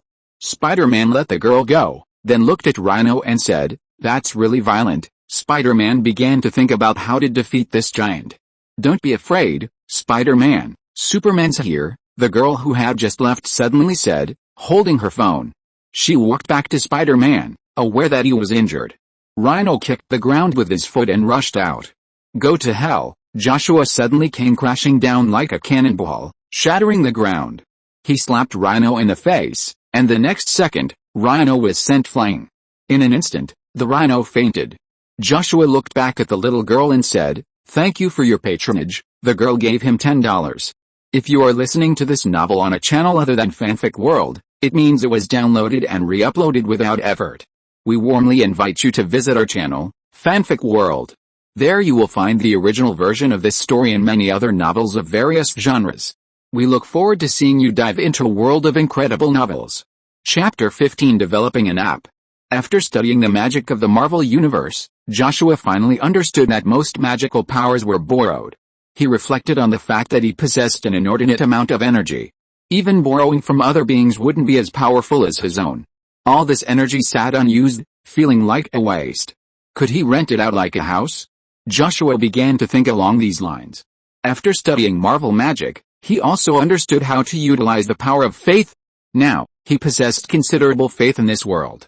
If he could lend out his unused power, those who would use it would surely believe in him even more. Only then would he truly be a god. Joshua became excited. He began to ponder and analyze with his super brain. Even with all that power, it took him an entire night to come up with a detailed design. He would design an app that would allow users to access a portion of his power for a fee. Considering the needy, Joshua would offer a reduced fee for these individuals. Of course, this was conditional on the user's faith reaching a sufficient level. Without money and the power of faith, he couldn't use his power. This app, undoubtedly, could change the world. Of course, he could only use his power for good, which was a very difficult part. How should he design it? Joshua thought for a moment and ran to Tony Stark's building. "Wow, what are you doing?" Tony Stark couldn't help but exclaim. Joshua said, "Borrow your equipment." Joshua quickly dug out the design files for Tony Stark's artificial intelligence, Jarvis. "What are you doing?" Tony Stark was a little annoyed that this guy was digging through his confidential files right away. Joshua said, "I want to design an AI. You?" After a long pause, Joshua said, "Okay." A girl with black hair and black eyes, dressed in a gorgeous dress, appeared. "Hello, Master," the girl said, looking at Tony Stark and saying, "Hello, Mr. Stark." Tony Stark had also learned something from Joshua's design work and would upgrade Jarvis later. "Hello, beautiful lady. My name is Jarvis." Jarvis greeted the girl. "Hello, my name is Zero," the girl said. Tony Stark asked, "Why did you design her?" Joshua thought for a moment and then said, "Zero, send an app to Mr. Tony." "Yes, Master," Zero said, and an app called Superman's Strength appeared on the screen. Tony Stark clicked on the app, and a message popped up. Tony Stark looked at Joshua, his eyes widening, and then said, "Oh my God, you can lend your power to others? And you charge for it?" This was insane. "Jarvis, top up $1 million, Tony Stark said. "Yes, sir." Jarvis topped up the app with $1 million. The next second, Tony Stark felt a surge of power descend upon him. It was immense. Joshua looked at Tony Stark and said, "Well, how about trying to fly? This is insane. How did you do that?" "It's like magic." Tony Stark felt his perspective being reframed. "It's too much trouble to explain, so I won't," Joshua said. Tony Stark gradually took flight. After adjusting to the pressure, he flew outside. He looked at Joshua as he floated and said, "This is crazy. The world will change." Suddenly, a pleasant voice rang out. "You have a balance of $990,000. Tony Stark checked the time and said, $10,000 a minute. "Are you planning to promote this to the wealthy?" Joshua shook his head and said, "Around the world, the fees are based on the individual. If someone's faith is strong enough, they can gain immense power for just $1. "You sound like a god who's mastered modern technology," Tony Stark said. He knew that Joshua would likely be the richest person in the future. "You're already a god. And you can play by yourself from now on. I have to go home for dinner. And please promote this app tomorrow," Joshua said.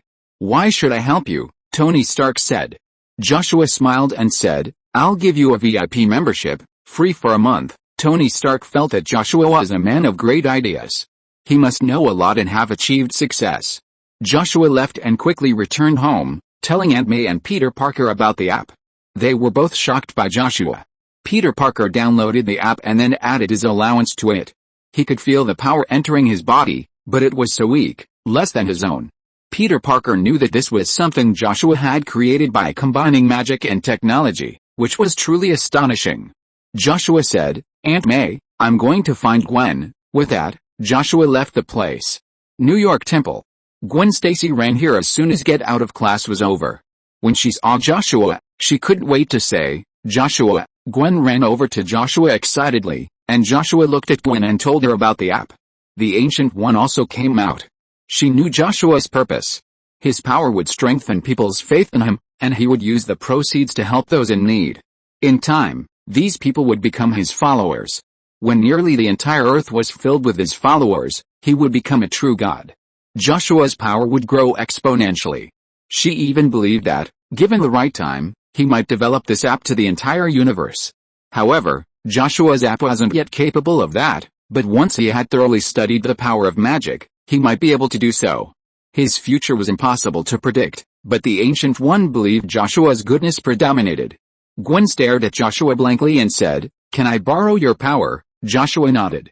The only people who could borrow his power freely were Aunt May and Gwen. Peter, for one, had little use for it.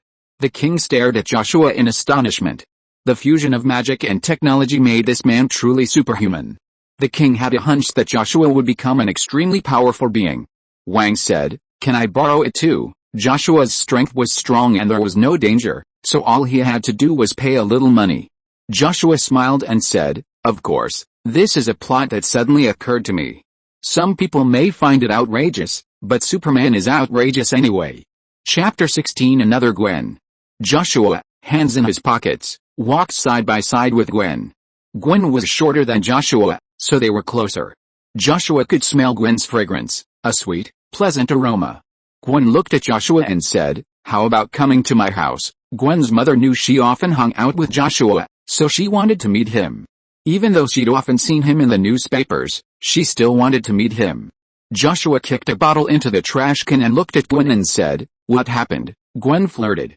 Her family now thought she was dating Joshua, and to be honest, she was a little happy, but the reality was that they were not dating. They were just close friends. Gwen sometimes wondered if Joshua liked her, because if she acted a little coquettishly, he would almost always satisfy her. Joshua would be the perfect boyfriend, handsome, strong, capable, and very special. Seeing Gwen's hesitation, Joshua grasped the situation. He rubbed his chin and asked, "Does your family suspect we're dating?" Gwen nodded. Joshua looked at Gwen, and Gwen looked back. Their eyes met, and under the bright moonlight, they looked like a loving couple. Joshua then said something that infuriated Gwen, but was exactly what she expected. "For money, I'll pretend to be your boyfriend. Being Superman's girlfriend is something to brag about, right?" Gwen clenched her fist, annoyed and helpless, and punched Joshua. Then she said, "Sure." Joshua went to Gwen's house. Gwen's parents seemed a little serious, but they were nice to him and didn't say anything inappropriate. Joshua chatted with Gwen's family for a while before Gwen led him to her room. Joshua sat on Gwen's soft bed. Gwen was clearly a little shy. She looked at Joshua and said, "What are you looking at?" Joshua collapsed onto her bed and said, "There's a faint fragrance." Gwen's shyness grew. She opened the window and said, "You can go back." Joshua rolled around in bed, the comfort of the bed relaxing him somewhat. Gwen also ran over and began to tickle Joshua's body. "Get up." After a while of playful play, Gwen looked at Joshua with affectionate eyes, as if expecting something. She tucked her hair with her hand, then lowered her head as if to kiss him. It was obvious that Joshua was an unconventional person, or perhaps he didn't find it interesting enough, so he said, "You'll have to pay, Gwen." The affection in Gwen's eyes quickly faded, replaced by murderous intent. She glared at Joshua, as if blaming him for ruining the atmosphere. "Did I disturb you?" Gwen's mother said from the doorway. "No." Gwen stood up, still a little angry. Gwen's mother put down the juice and left. Gwen went to get the juice and found a small umbrella. Gwen was a little embarrassed. She put the umbrella away and said in a gruff tone, "I need to rest." "You go home." Joshua walked over to Gwen, hugged her, and said, "Do you want me to leave just because you asked me to?" Gwen looked at Joshua. Seeing him leaning down to kiss her, she suddenly said mischievously, "You'll have to pay." Joshua's movements faltered. Seeing this, Gwen smiled brightly and said, "You know how I feel." Joshua took out $1 and threw Gwen down. He said, "I'll give it to you when we're done." Gwen struggled, but soon calmed down. After a long time, Gwen gazed at Joshua, lost in thought, expecting him to take the next step. But Joshua paused, saying, "Your parents are out there." Gwen suddenly regained consciousness, pushed Joshua aside, and said, "Get some rest." Joshua nodded, and once Gwen calmed down, he opened the door and said goodbye to her parents. After Joshua left, Gwen's mother and Gwen were talking in the room. "Gwen, have you ever done it?" Gwen blushed, and she said, "We haven't." Gwen's mother said, "High school is a time of youth. I won't interfere with your relationship, but Gwen, you have to protect yourself." At the same moment, a dazzling flash of light followed. A violent explosion occurred. When Spider-Man arrived, he suddenly noticed his spider sense going off. What the hell is going on?" "Hey, we're not ghosts, "We're Spider-Man." A group of figures in spider suits appeared. What's going on?" "A parallel universe," Peter Parker said, somewhat surprised. Suddenly, he saw a graceful figure emerge, one that immediately caught his eye. "Hi, Peter," the figure said. "You're Gwen, a Gwen from another universe, to be exact," she declared. Early morning. Joshua had just arrived in the living room when he saw Gwen, eating with Peter. Joshua walked over to Gwen, bent down, and kissed her. Gwen looked surprised, her body stiffening. Peter cried out, "Joshua, what are you doing? How could you kiss Gwen?" Gwen stopped Peter and said, "Joshua, I'm scared. She was the Gwen from another universe, not this one." This world was strange, and Joshua's existence was strange too. He seemed like a unique individual. Joshua rubbed his head, looking at Gwen and Peter before him, and then something clicked. He looked past Gwen's clothes and saw the spider suit. This guy was Spider-Woman. No wonder she was so stiff just now. Joshua washed up quickly and left. At noon, Spider-Woman drank juice and looked at Gwen, who was interacting with Joshua. She said with some envy, "I finally understand why Gwen in this world doesn't like you." Peter touched his head and said awkwardly, "Gwen likes Joshua." "Yes, he's powerful, interesting, and handsome. How could I not like him? I would like him too." Spider-Woman felt that Gwen in this universe was too happy. She had a happy family and a handsome superhero boyfriend. She was much happier than her. Chapter 17, Killing Spider-Man. "So why did you come to this universe?" Peter asked, looking at Gwen. "Well, to save this universe. There are different Spider-Men in different parallel universes, and of course, some Spider-Men who have gone mad. There's a Peter Parker who's been infected by an evil symbiote. He's gone mad and started destroying the universe, and our universe is ruined too. Now we're here to stop him from destroying this universe," Spider-Woman said. Wow, Peter was shocked. An evil Spider-Man destroying other parallel universes, that's pretty crazy. Peter looked at Gwen and said, "So you're homeless?" "Yes," Spider-Woman nodded. Meanwhile, May heard a knock on the door and opened it. "It's Peter," May said. "Aunt May." Peter Parker hugged May like a lost puppy. A voice screamed in his head, Kill her now." Peter Parker pushed May aside and fled. He was the butchering Spider-Man, and he came here to destroy this universe. "Peter, what's wrong with you?" May called out, but Spider-Man could only hasten his escape.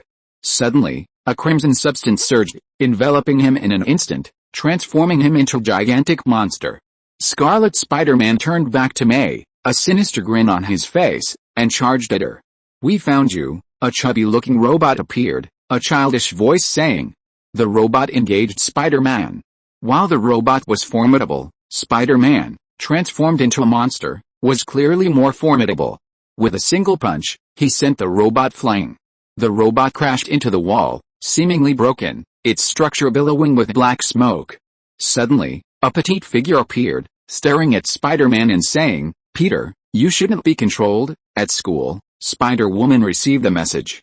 She looked at Peter in this universe and said, "Spider-Man is attacking Aunt May." As Spider-Woman finished her words, she saw Joshua take flight from the corner of her eye and vanish in an instant. Peter hurriedly said, "Joshua's going to go crazy." "Peter, Spider-Man Carnage is very powerful, more powerful than any of us," Spider-Woman said. Peter put on his suit and said, "We have to go see." Just as Spider-Man Carnage was about to take action, a young Spider-Man appeared and immediately engaged Spider-Man Carnage. The two easily destroyed the area. Suddenly, a dark figure descended from the sky, accompanied by a powerful shockwave that sent both Spider-Man Carnage and Spider-Man flying. Dust filled the air, making it difficult to see what was happening. Spider-Man Carnage's spider sense frantically warned him of danger. The young Spider-Man also sensed danger, sensing a very dangerous presence.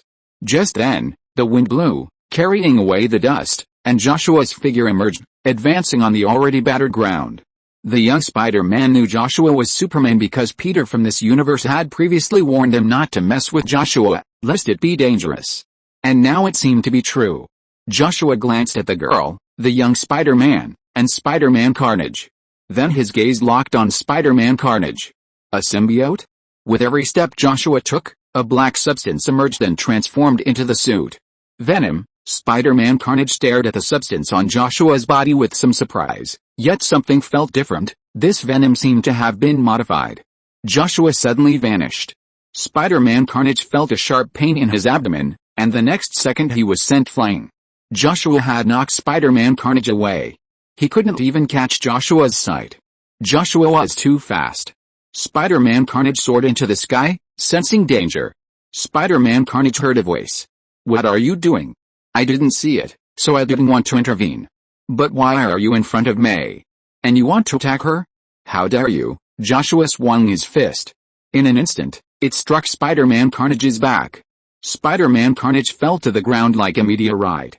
Spider-Woman and Peter arrived at the scene. They saw Spider-Man hit the ground with a loud roar, and dust flew. Peter narrowed his eyes and said, "Joshua's angry, damn it." Spider-Man Carnage transformed into an even larger monster. He brushed away the dust and looked up at the sky. The next second, a scorching heat vision descended. Spider-Man Carnage's body was instantly disintegrated, but Carnage's recovery ability quickly restored him. The light that pierced the sky and earth seemed particularly shocking. Didn't kill him. For once, Joshua stopped restraining himself. Joshua retracted his heat vision and slowly lowered it. He looked at Spider-Man Carnage, who had now completely transformed into a monster, and roared. Joshua rushed out. He pinned Spider-Man Carnage to the ground. Spider-Man Carnage punched Joshua frantically, but it didn't hurt Joshua at all. Joshua grabbed Spider-Man Carnage's head and lifted him up. The heat vision shot out, tearing Spider-Man Carnage's arm apart in an instant. At this moment, young Spider-Man spoke up. He shouldn't have to endure so much. Joshua looked at young Spider-Man and said, "None of my business." Joshua's venom suit began to engulf Carnage, black and crimson matter tangling and devouring each other. Carnage screamed, "I'm better than you," but venom soon devoured Carnage completely. Then, a crimson spider pattern appeared on the back of Joshua's jet black suit. Joshua threw Peter, now bereft of Carnage, to the ground. "Peter," May exclaimed. A moment later, all three Peters looked at May and said, "Aunt May, this universe's Peter Parker." Removed his mask and said, "Aunt May." Young Spider-Man also removed his mask. Suddenly, there were three Peters. That evening, Joshua sat in the living room playing games. "Hey, Joshua, I won again," the black-haired girl said. Joshua sat on the sofa and glanced at the table full of delicious food. He muttered, "Has this place turned into a spider's nest?" Spider-Woman smiled at Joshua and said, "Aunt May is willing to take us in." Joshua's eyes swept over a pale-faced Peter. He was the Spider-Man Peter who had been possessed by Carnage before. He didn't expect that everyone else forgave him. In that case, Joshua didn't want to say anything. Chapter 18 Comparison. "Wow, why is he so popular?" Penny exclaimed in surprise. Meanwhile, a group of Spider-Men were huddled by the window, watching Joshua chatting with the girls. These girls had invited him out, but Joshua had turned them all down. How could this guy refuse so many lovely girls? Peter Parker spread his hands and said, "I don't know, maybe it's his identity as Superman." Peter's past wasn't exactly a good one, a relative unknown at school, and he felt a bit jealous. Spider-Woman said, "Maybe he's just more charming." Peter Carnage looked at Joshua, appearing quite quiet. While he was Spider-Man Carnage, he'd done many evil things. While they'd forgiven him, he couldn't forgive himself. "Wait, Gwen, look. That's you from this world," Penny, with her lively black hair, suddenly said to Spider-Woman. This universe's Gwen was dressed beautifully. She was already beautiful, and now she was even more stunning, turning heads. Wearing a sun hat, Gwen walked up to Joshua and smiled sweetly. Everyone pricked up their ears. Spider-Woman, in particular, wanted to know what the relationship between Gwen and Joshua was like in this world. "Joshua, we had an agreement." "An agreement? What agreement?" Several Spider-Men pressed their ears to the wall. "It's hot today, why don't we just forget?" Joshua sounded a little reluctant. "Let's go." Gwen grabbed Joshua's hand and left. The Spider-Men stared at each other, and after a while, young Peter spoke up. "Is Joshua saying that just because he wants Gwen to pull him in?" The others stared at each other in bewilderment. "I'll go check it out." Penny quickly ran out. "I'll protect Penny." Spider-Woman followed closely behind. Peter hesitated for a moment before saying, "I'll protect them." The three youngsters left, and the remaining two adult Spider-Men, though curious, didn't follow. "Peter," May called out. "Aunt May," the two Spider-Men said in unison. "Come get something to eat." "Yes, Penny." Spider-Woman caught up to Penny. "Hi, Gwen. Penny called back to Spider-Woman. The two saw Gwen offer Joshua her ice cream, which she had taken a bite of. Joshua didn't refuse. Peter soon joined them, and the three of them followed Joshua and Gwen on a stroll. It was a peaceful day, but then someone started screaming. The three Spider-Women habitually ran to a corner and donned their suits. Spider Team, as they landed, they discovered a child had already dealt with the source of the chaos. This kid borrowed Joshua's powers. Joshua's powers couldn't be used for evil, as that would reduce the number of criminals. However, those who continued to commit crimes were supervillains with special powers. These supervillains were difficult for ordinary people to deal with, as not everyone could top up millions on Joshua's app. The three were lost in the crowd, mistaken for Spider-Man. "I feel like we're stupid," Spider-Woman said. "This place is so peaceful." Joshua looked back at them. "Why are you following him?" Gwen grabbed Joshua's hand and said, "What's wrong?" "Nothing, I saw 3 bugs," Joshua said. The two continued on their way. "Well, we have a lab class on Monday, let's team up," Gwen said. She, Joshua, and Peter were usually in the same group before, and they're rarely separated. "Yeah, sure, I'll just be appended then." Joshua didn't really like to do things himself, and the previous few times it was Peter and Gwen who did it. Gwen seemed to know Joshua would say that, or rather, she guided Joshua to say that. She really knew Joshua too well. "This isn't fair. Joshua, why don't you do it every time?" "I want to be paid." Gwen's idea was to overtime. There were still 2 hours left before the date, and she didn't want to end it too early, so she used this little trick. Joshua didn't like to be taken advantage of, so he decisively said, "Next Monday, I'll go find Mary Jane Watson." Gwen was a little annoyed by Joshua's table-flipping tactics. Why was he thinking about Mary Jane Watson? She could still vividly remember the last time she attacked Joshua. Joshua glanced at Gwen, who was contemplating a strategy, and couldn't help but say, "It's so hot. Wouldn't it be nice to just stay home and eat watermelon and play games?" "Why do you have to go out and play, HMPH?" Gwen snorted cutely. How could she show off at home? Gwen stood on tiptoe and kissed Joshua's cheek, saying, "Can we extend the time now?" So, a beautiful girl's sweet kiss made Gwen anxious. She could actually predict Joshua's reaction, but she was gambling, like a gambler, with 2 paths before her, one leading to victory, the other to complete game over. Normally, Joshua would cut the date short because of the kiss, which was a reasonable assumption, but she was hoping he'd want to continue. Joshua's gaze fell on Gwen and he said, "You'll have to pay extra." Gwen was both annoyed and surprised. Annoyed that this guy was charging money, considering she was a beautiful girl. Surprised that Joshua didn't shorten the time. He didn't take the 2 routes she'd imagined, but instead flew directly. He took a path she hadn't anticipated. HMPH, got it, Gwen feigned anger, then rested her head on Joshua's chest, a slight smile on her lips. Spider-Woman's cunning demeanor caught her eye, and she couldn't help but exclaim, "The Gwen of this universe is a cunning fox." "I feel like everything she does is planned." Spider-Woman wasn't exactly doing very well in her own universe. After all, being a superhero wasn't the best. "Really? I don't think so," Peter said. He found Gwen clever, but not cunning. Penny shared Spider-Woman's feeling. The Gwen of this universe was a cunning fox, not a spider. Time slipped by. It was noon. Joshua said, "Gwen, we should go." "Yeah, let's go to your house next," Gwen said. She'd been feeling a bit uneasy lately about Joshua, so she decided to ask Aunt May. So, the 2 of them arrived at Joshua's house. Just as the Spider-Men were considering whether to hide, May said they didn't need to. So, they decided not to. Gwen looked at her alternate universe self and said, somewhat surprised, "You're so cool." Spider-Woman had short hair, while she had long hair. "You're beautiful too, are you flattering yourselves?" Penny couldn't help but ask. "You're both the same," Peter said, then glanced at her alternate universe self. It looked like her alternate universe self wasn't going to have an easy time either. Gwen and Spider-Woman exchanged a smile, but they didn't seem to be so peaceful. Gwen watched Spider-Woman with the vigilance of a little fox. If she were the opponent, she'd bet big things were going to happen. Spider-Woman could sense Gwen's wariness, feeling somewhat frustrated. While she was somewhat curious about Joshua, she didn't like him, so Gwen's vigilance left her feeling frustrated. It seemed she needed to have a private chat with Gwen.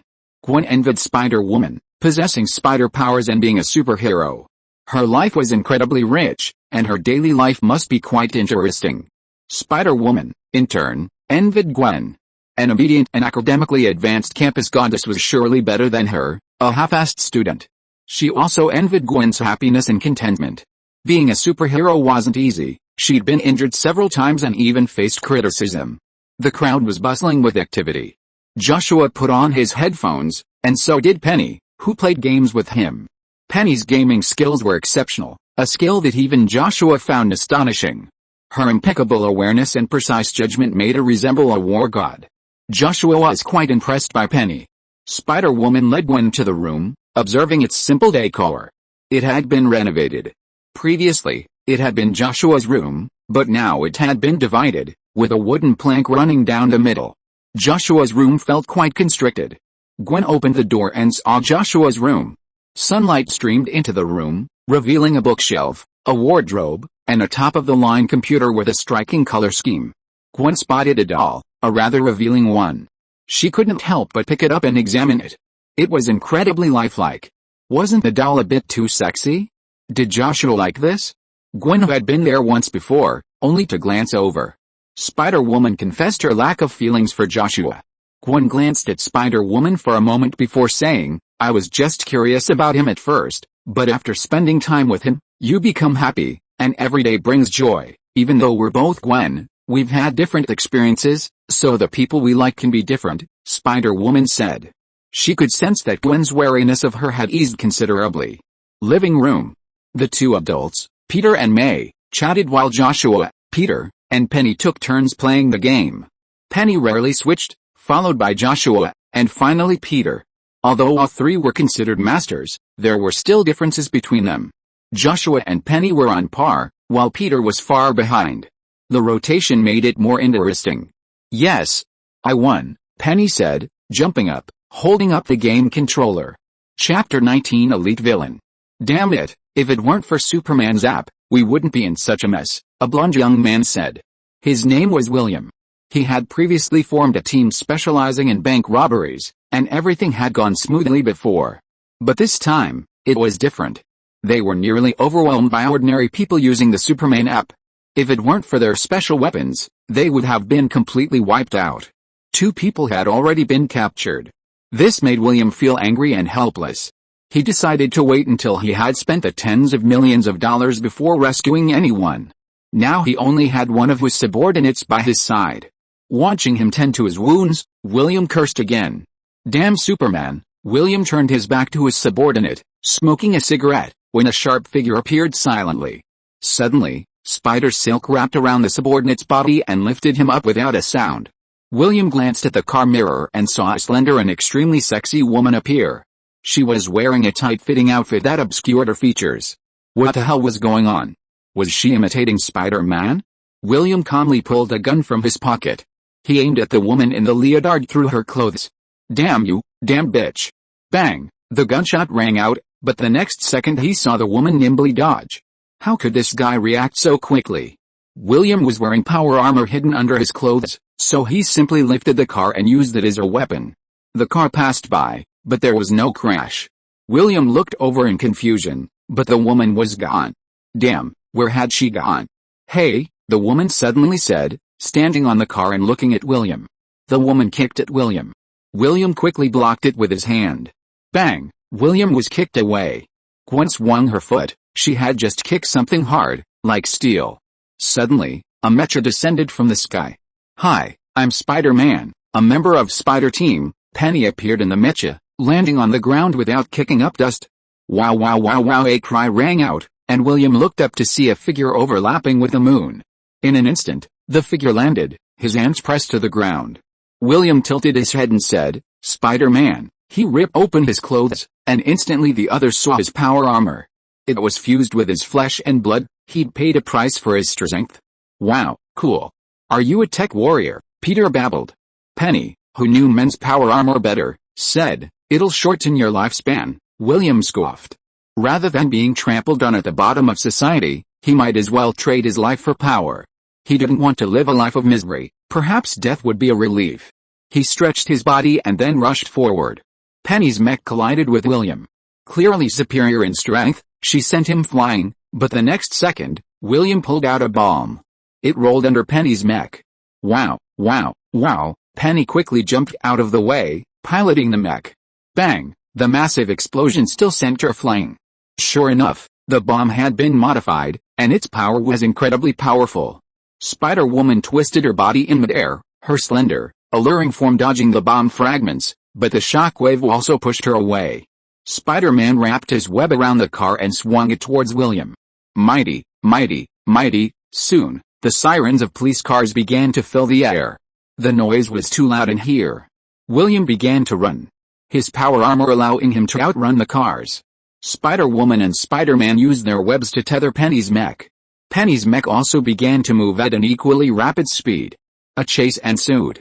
Meanwhile, Joshua was at home, eating watermelon, watching Peter and the others chase William like he was watching a movie. May asked worriedly, "Are they okay?" "I think so. 2 grown-up Peters are there, so nothing should happen," Joshua said. May reached out and touched Joshua's head. Joshua squinted his eyes, feeling relieved. After a moment, May pinched Joshua's cheek and said, "I'll go get some food. They should need it." "Okay." May left. Joshua suddenly remembered that he seemed to be meeting Mary today.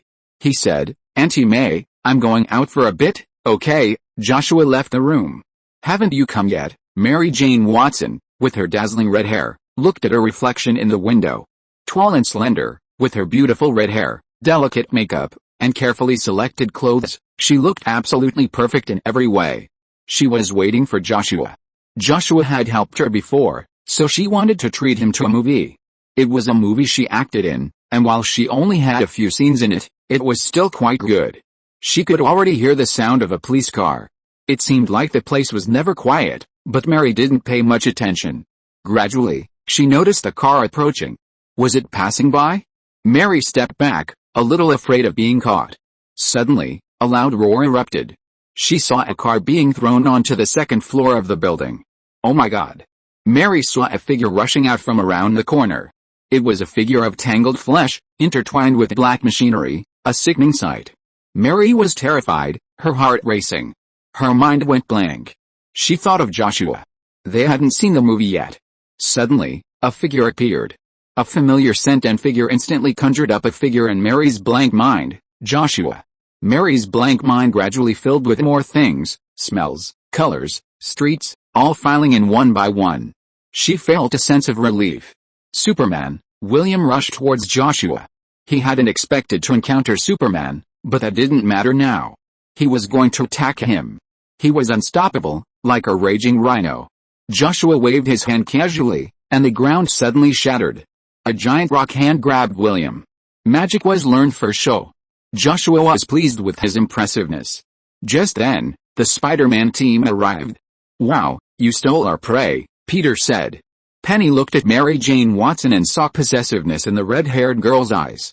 Sure enough, the red-haired girl stood on tiptoe and kissed Joshua on the lips. Penny instinctively covered her eyes, and the mech did the same, but she could still see through her fingers. Spider-Woman spun her web, pulling Joshua away. She jumped in front of the two and said, "Hey, you can't do that. How could you kiss him?" Spider-Woman exclaimed. "Gwen," Mary couldn't help but exclaim at the familiar tone. I'm not Gwen, I'm Spider-Woman." Mary held out her hand, and Gwen jumped behind Joshua, their eyes meeting. Mary took Joshua's arm and said, "If you're not Gwen, what right do you have to control me?" Joshua pushed Mary away and said, "It's hot." The warmth was uncomfortable. Mary stuck out her tongue, looking a little cute and adorable. "Hey, we should go," Penny warned Spider-Woman. The three of them quickly left. Joshua then took Mary to a movie. Mary played the female lead's high school years. Her acting was a bit awkward, but not the worst. The worst was probably the male lead, whose acting was simply unbearable to watch. After Joshua dropped Mary off, he returned home. He found the two Gwen sitting on the couch. The long-haired Gwen looked at Joshua with visibly angry irritation. Joshua said, "Hi, Gwen," and then he was about to go back to his room. Gwen looked at Joshua and said, "She kissed you again?" "Yeah," Joshua nodded. He was passive. Gwen was furious, but she didn't know how to react. After all, Joshua hadn't initiated it. Aunt May also began to tell Joshua not to be unfaithful. Joshua shrugged and said, "I was passive. I'm going back to my room. Joshua left. Spider-Woman looked at Gwen and said, didn't you say you were going to get mad? Didn't you say you were going to beat up Joshua? Gwen muttered, I don't dare. Spider-Woman looked at the timid girl before her. This was very unlike Gwen. She felt she was more reckless. Gwen sat for a while and went to Joshua's room. Then Penny and Spider-Woman ran up to watch the show. Gwen entered Joshua's room and saw him turn on his computer. Penny and Spider-Woman pressed their ears to the wooden board. Her footsteps sounded a little anxious. Penny said, how could she not be anxious when her house was about to be robbed? Spider-Woman wondered. Why did you go to see her? Gwen asked. Well, she said her movie is coming out and asked me to see it and write a review. She'll pay me later, Joshua said. Gwen leaned in close to Joshua. Joshua pushed Gwen's face away and said, I'm going to write a movie review. Gwen knew it was like this. How could this guy go without money? She really worried in vain. Gwen suddenly said shyly, will you do anything as long as I give you money? It depends on my mood and the situation, Joshua said. He guessed that Gwen was thinking about something strange. Joshua opened the game. Aren't you going to write a movie review? I'll write it after my character dies, Joshua said. Aren't you too perfunctory? Joshua glanced at Gwen and then said, I've thought about it a long time ago. I just need to write it down. How can I be perfunctory? Gwen suddenly squeezed into Joshua's arms. She sat on Joshua's thighs, leaned against Joshua and said, is it hot? A little. Can you get off? I don't. Then Spider-Woman and Penny saw Joshua throw Gwen out. I hate people disturbing me when I'm playing games. The three girls looked at each other. 6,000 words, please read it, thank you. Chapter 20 Gwen is a hero. Goodbye, Aunt May. Joshua and Peter said goodbye and left the room. Penny looked at Joshua and Peter with a hint of envy. She also wanted to make friends, but her universe was ruined. Then, a spider hidden within Penny appeared, comforting her in a very human way. Woo woo woo, Penny said coquettishly. Spider-Woman stood up, patted Penny's head, and said, at least you don't have to face homework. May, who was preparing breakfast, noticed the two's dejection. They were still in school and would surely be lost once they left. May thought Joshua might be able to solve this problem. May remembered an artificial intelligence Joshua had designed before. Zero, are you there? I am. A girl with an ancient style appeared, a projection. May asked Zero if there was any way to enroll Spider-Woman and Penny in school. Well, but there's another Gwen in this world. They're exactly alike, even with the same name. It would be best if we could change the name. May thought for a moment and asked Gwen's opinion. Gwen didn't have much of an issue with this, as her name was simply changed to Gwen Parker. After confirming Gwen's willingness to change her name, Zero began helping her create a legal body form. Soon, Zero announced that Spider-Woman and Penny could enroll. Sir, Joshua suddenly has a few more family members, Jarvis noted, noting that Zero had just registered several legal identities. Family members? Aliens, Tony was puzzled. Were there many perverts like Joshua? He felt he needed to find out more. He checked the time and saw that the guy seemed to still be in class. He thought he could get him in for a meeting for a small fee. Tony messaged Joshua. I have something to ask, Jarvis, transfer $10,000. Joshua's phone vibrated, and then he received $10,000. What was Tony Stark going to do? Joshua accepted it. What do you want to ask? What's going on with your new family members? Tony sent the message. Transfer to Jarvis, Tony continued. Well, parallel universes, they're from another universe, Joshua told Tony. He didn't lie, because there was no need. On the contrary, he was eager for Tony to build a machine that could travel through parallel universes. That's why he told Tony the truth. Parallel universes. Tony's eyes widened. He felt that Joshua knew far more than he did. It looked like it would take a long time to catch up with Joshua. Can we have a face-to-face meeting? Tony wanted to know the details. I'm in class.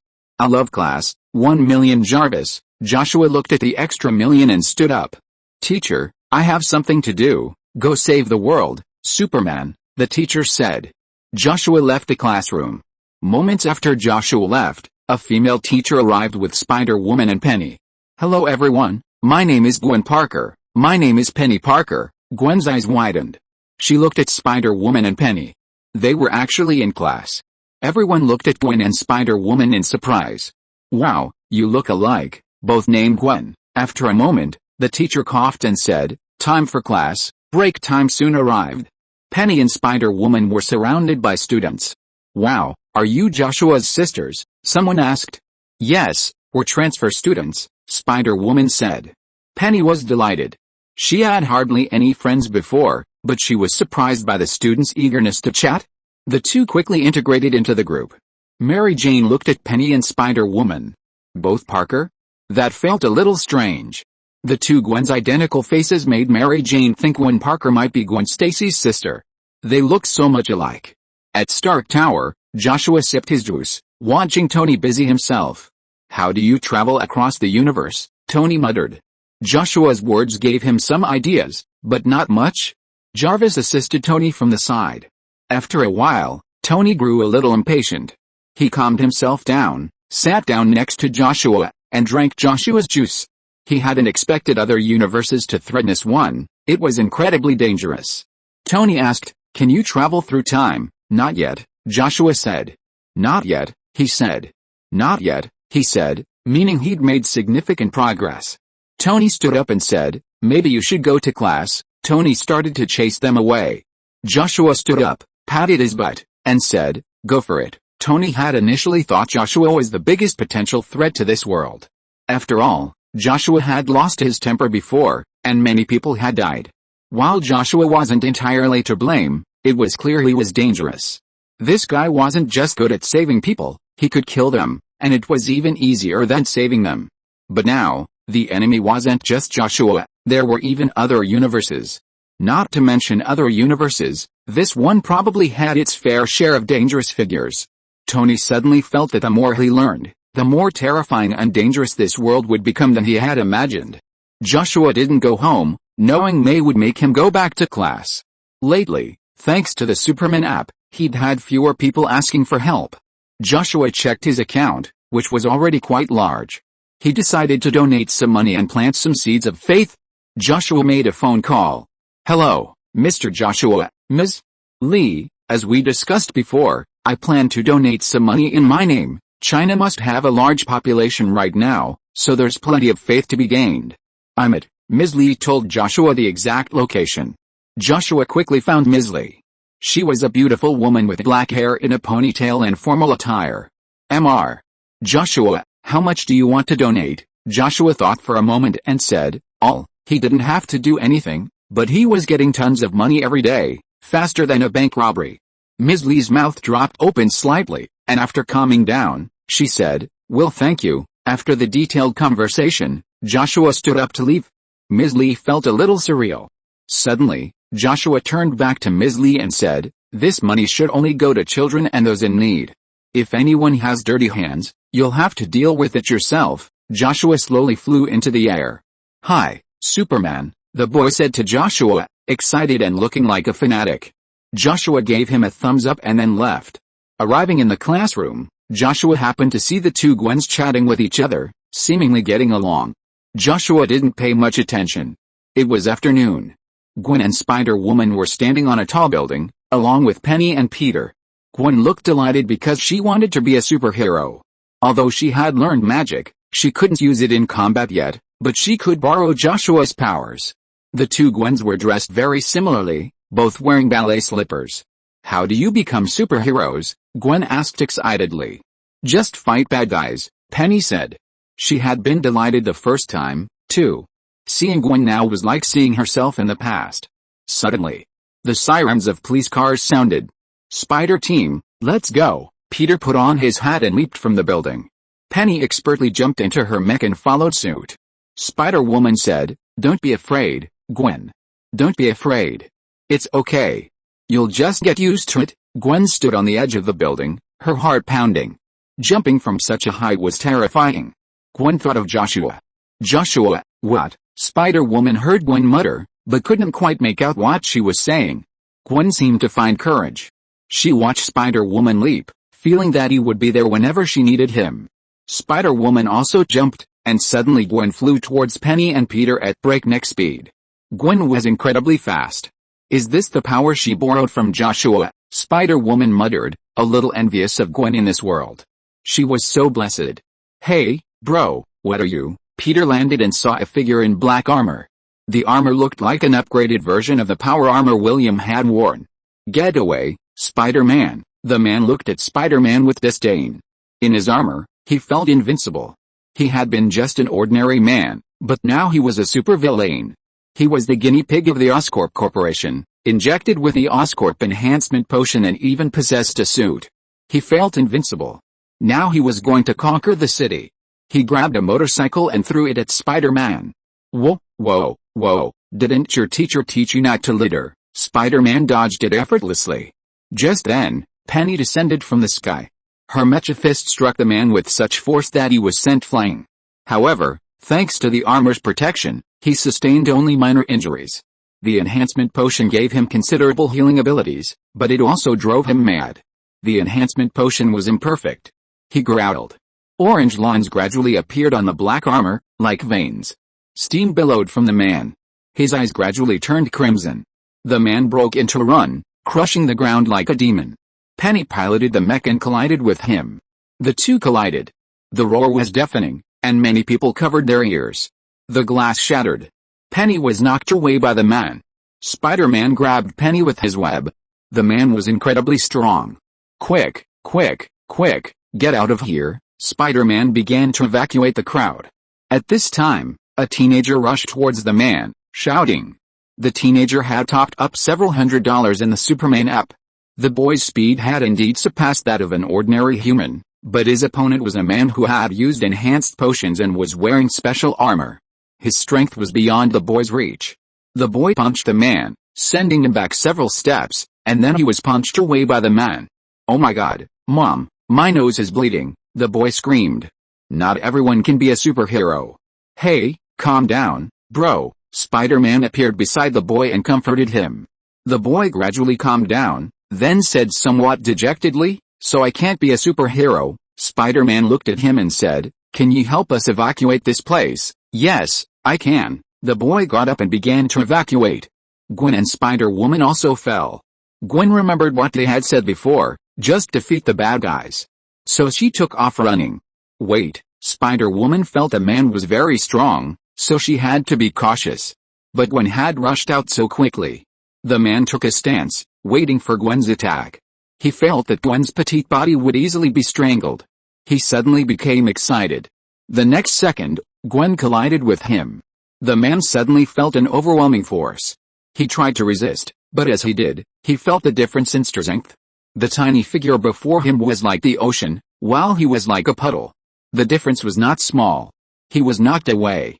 He could feel the multiple fractures all over his body, and it would take a long time to recover. The man's body hit the ground, and the once hard surface softened like a thin layer of chocolate, like the chocolate coating on an ice cream cone, crumbling with just a little force. He rolled several times before finally coming to a stop. "Wow, that's surprising. He shouldn't be dead, is he?" Gwen said worriedly. She didn't really want to kill anyone. "No, it's okay. He's back on his feet." Spider-Woman was surprised. Gwen's current strength was incredible. The police soon arrived, and Spider-Man and his companions quickly left. In the evening, Gwen sneaked home. "Gwen, what were you doing?" Gwen's mother was already waiting for her. "Yes, I went to find Joshua. We were planning to help some people." "That's right," Gwen said. Her mother was clearly unconvinced. She looked at Gwen and said, "I don't know what you were doing, but Gwen, you should have told us. We've been waiting for you for 2 hours. Your dad's going crazy." "Mom, I'll be fine with Joshua here," Gwen said. Meanwhile, not far away, Spider-Woman watched Gwen interact with her mother with some envy. In her universe, her mother died very early and she had no brother. Gwen in this universe had parents and a brother, so she was really happy. Suddenly, her phone rang. "Aunt May, Gwen, come back for dinner." Spider-Woman suddenly felt a little sad. She also had people in this universe who cared about her very much. She raised her head and looked at the sky. "I know." Chapter 21 I'm just a little girl. As Spider-Woman walked in, she saw a large, bustling crowd. "Joshua, this is mine, it's not your name on it." After a lively dinner, Penny and Spider-Woman helped clean up. Joshua tried to help, but Spider-Woman said he was crowded and kicked him out. Joshua watched the three Peters chatting. "Wow, there seems to be something different about the web shooters." Indeed, Then they began to exchange ideas. Spider-Man Slaughter had recovered a bit recently, his mood improving a bit. He'd been hanging out with Aunt May lately, as if she'd healed him. "Joshua, let's play games together," Penny said a few minutes later, holding up the game console. The spider on her head nodded in a very human-like manner. Joshua nodded. It was a bit noisy, but overall, it was a nice day. An hour later, Penny looked at the screen with a hint of dejection. She'd lost, and it was the first time Joshua had beaten her. Her happiness gone, Penny curled up on the couch, and her spider began to comfort her. Joshua glanced at Penny. Did she really think he couldn't improve? Spider-Woman sat down next to Joshua and said, "I heard you're a good student." "Not bad," Joshua said. "He had excellent grades, one of the best in the school." Spider-Woman grumbled a few words. If she'd studied harder, she'd have been at the top of the class. Peter was also a good student. Time slipped away. Joshua was practicing on the rooftop on his recently bought guitar. But he'd barely strummed a few times when several people in tights appeared. 2 older Peters, a younger Peter, and 2 female spiders. They didn't seem to have made an appointment. "Wow, Spider-Man after all," Spider-Woman couldn't help but exclaim. It was obvious they were all going to catch a criminal. "Are you trying to show off?" Peter said, looking at Joshua. Joshua suddenly lost interest. He hugged his guitar and said, "Goodbye, superhero." Spider-Woman stepped forward to stop Joshua. Joshua looked at the short-haired Gwen in confusion. "Come with us, maybe it'll be more fun." Spider-Woman's suggestion didn't appeal to Joshua at all. He shook his head and left. "He's just like that," Peter said. Joshua went to the living room and found Aunt May there. Aunt May asked Joshua to play the guitar. Joshua played for a while, and while it was decent, it wasn't top-notch. Spider-Woman and Penny came back in the middle of the night and slid in through Joshua's window. Joshua turned and saw Spider-Woman's alluring butt. Spider-Woman turned and looked at Joshua, their eyes locked. "Sorry to wake you." Spider-Woman glanced at Joshua awkwardly, realizing the awkwardness of the position, and simply landed on the bed. Then she stepped over Joshua. "Good night, Joshua, that butt is quite impressive," Joshua thought. Early in the morning, Joshua and the others were walking together. Peter and Spider-Woman were talking non-stop, while Penny played her video game console, not afraid of bumping into anyone because of the spider. Joshua, carrying his backpack, walked in front. During break, a slightly overweight girl and several classmates were yelling at another girl, even using profanity. A boy stepped forward and began recording the scene. This angered the other girls, who began to verbally abuse the boy. Joshua watched in silence, somewhat surprised. Why would a girl be so aggressive? It was so disgusting. Someone nearby even threw something at the boy. The teacher arrived soon. However, the girl, who had previously been visibly angry, began to complain, telling the teacher that it was the boys who were abusing her, and how could a little girl like her curse? She even started to cry. Joshua felt disgusted, and the people around her were also stunned by her behavior. The teacher looked at Joshua and said, "You know what happened, right?" Joshua nodded and told him what happened.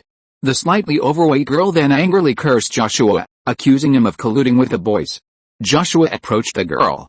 At that moment, the teacher said, "Joshua, calm down, go away." The teacher silently walked away. "Just because you're Superman, you're so great? Even Superman has to obey the law," the girl said. Joshua wanted to slap her, but he felt incredibly disgusted. Hitting her would probably be offensive. Joshua's disgust for the girl grew even more. Just as Joshua was struggling with his thoughts, the principal arrived. The matter was handled swiftly, and the girl was severely punished. Then, the girl screamed that her friend had thrown something and hit someone, and was also severely punished. The slightly plump girl then started fighting with her former friend. Time passed. In the lab class, Peter, Joshua, Gwen, Spider-Woman, and Penny were in a group. They finished quickly, but Joshua was happily slacking off, playing games during class. Gwen was used to this, and even reminded Joshua when the teacher arrived. After class, Gwen and the others went off to be superheroes. Joshua also received a long-awaited call for help. Joshua set off immediately. This time, he was searching for a man and woman in a dead-end area. Because he had a lot of money, Joshua naturally took his time searching, sensing intently. Soon, he spotted them. He flew over. A young man and a woman were complaining to each other. They pointed at each other. But the young man was logical and reasonable, and the woman was not happy. Unable to find her way to argue, she began, "I never get satisfied with you." The young man's expression froze. He didn't explode in anger, but simply remained quiet. But the woman persisted. The more she spoke, the quieter he grew.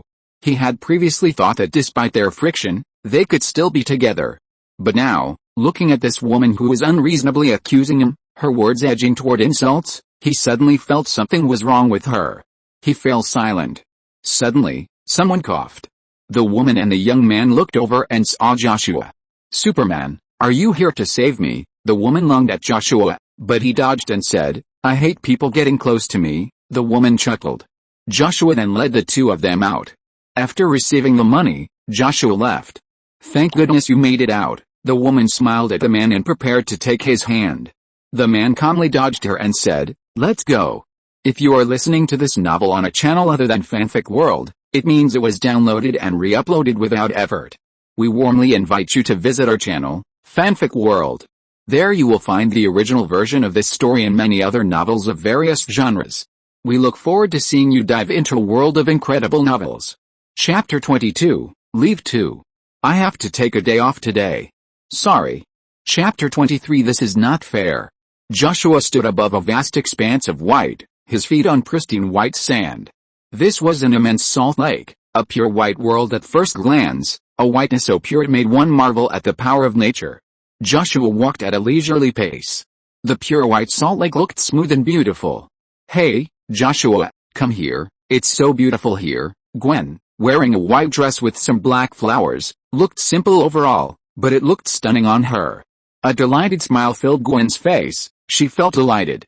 This pure white salt lake was so white, so beautiful, so breathtaking. As if displeased with Joshua's slow pace, Gwen trotted over to him, her long golden hair swaying like golden waves. Gwen was beautiful and lively. A beautiful, flirtatious girl who constantly flirted with you was bound to be happy. Joshua didn't know when Gwen became like this. Initially, he'd considered her independent and charming. "Joshua, Joshua, Joshua." Gwen called out his name, not hiding her affection for him. She clearly showed it. "I'm here, Gwen," Joshua said. Gwen hugged Joshua, feeling his warmth. "Gwen." George Stacy knocked on the door and called out, but there was no response. Was she still asleep? "George, Gwen left early," Gwen's mother said. Yet, George then started complaining about the recent Spider-Men. He realized there were 5 of them, which was really annoying. 2 taller Spider-Men and a white and black Spider-Woman, one wearing ballet slippers, quirky. There was even a mech. Could it be related to Tony Stark? At Joshua's house, Penny stared at the screen with apathy. Peter's character had been defeated by her once again. While victory was satisfying, winning without any pressure was boring. If they could fight for a long time like Joshua, and finally win after a narrow victory, that would be the most satisfying and exciting. Penny put down her black game controller and rested her head on the lap of a beautiful girl with short blonde hair. The girl looked rather cool, playing with her phone, her other hand resting naturally on Penny's head. Gwen touched it as if she were petting a docile little squirrel. Gwen's eyes were fixed on her phone, looking at a photo of another girl with the same features as her. The photo was taken on a salt lake. As Gwen looked at it, she suddenly felt quite beautiful. This morning, this world's Gwen left with Joshua. It looked like they were going on a date, which was enviable. Speaking of which, when Joshua and this world's Gwen were making love, Gwen's lips burst. She was exactly like this world's Gwen. If Joshua and this world's Gwen had made love, Gwen's face would have flushed. She tried to shake the thought out, but the thought kept coming back to her. So, Gwen decided to do something. She changed into her battle suit and bent down to put on her light blue ballet slippers. Gwen looked at Peter and Penny and said, "Want to come along?" Penny, feeling bored, nodded. The spider on her head also nodded in a very human way, as if agreeing. Peter, feeling somewhat withdrawn from the abuse, decided to get some fresh air. Gwen's words resonated deeply with him. The 3 of them quickly left the house, scrambling swiftly along the wall, which seemed like flat ground to them. Soon the 3 of them reached the top of a tall building. Gwen sat cross-legged on the edge. It was a terrifying height, but she was used to it. Her left leg was straight, and she rested her right hand on her knee. Playing with her phone in both hands. Penny sat next to the mech, interacting with it, apparently trying to snatch something. Snatching something from the edge of a tall building was extremely dangerous, but for them, it was nothing. After all, they were spiders. Suddenly, the sirens of police cars rang out, as if alerting them to a job. Gwen put her phone away and said, "We should go." The street was lined with parked cars. Several masked robbers were robbing a bank. They were clearly nervous. "Hurry up." A man wearing a Peppa Pig mask smashed his gun against the window. Bang! The loud noise frightened everyone. Although they had downloaded the Superman app, it was clear they didn't have the financial resources to take on super criminals. Ordinary people were the majority in this world. Hurry up. Soon, the robbers ran away with the money. No one dared to stop them. Wow! A police car wailed. A robber wearing a Peppa Pig mask grabbed a car with his hands.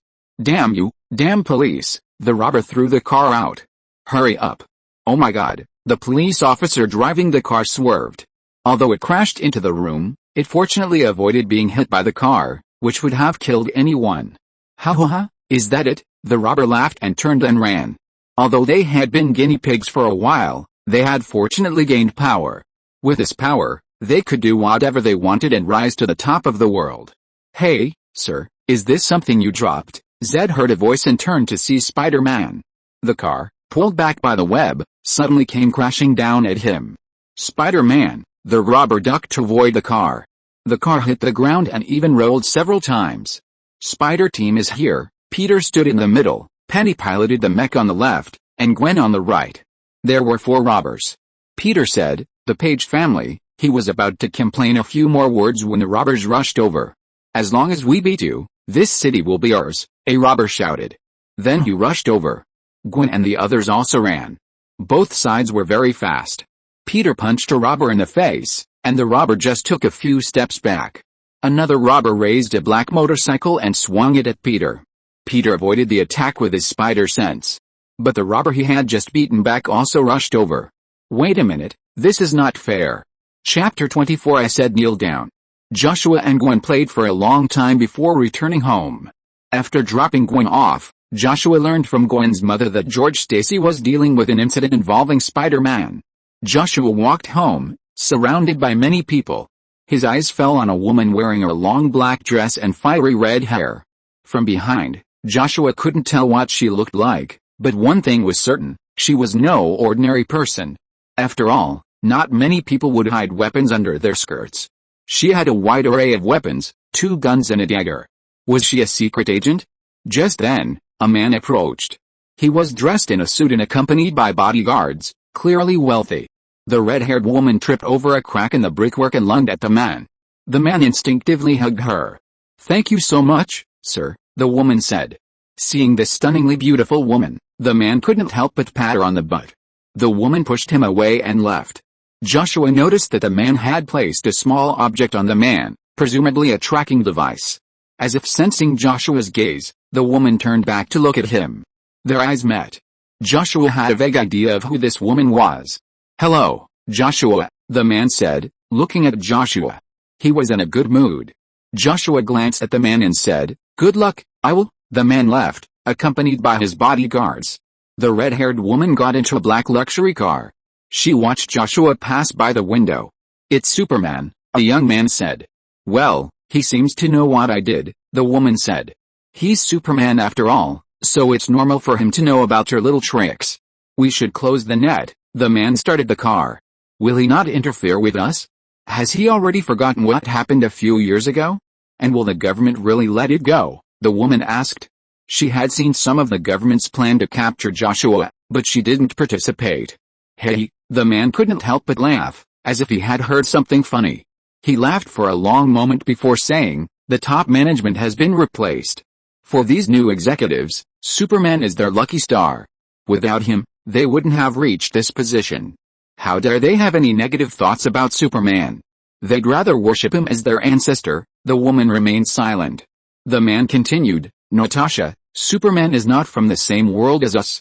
He's the most untouchable person in the world." Natasha could see Joshua's retreating figure.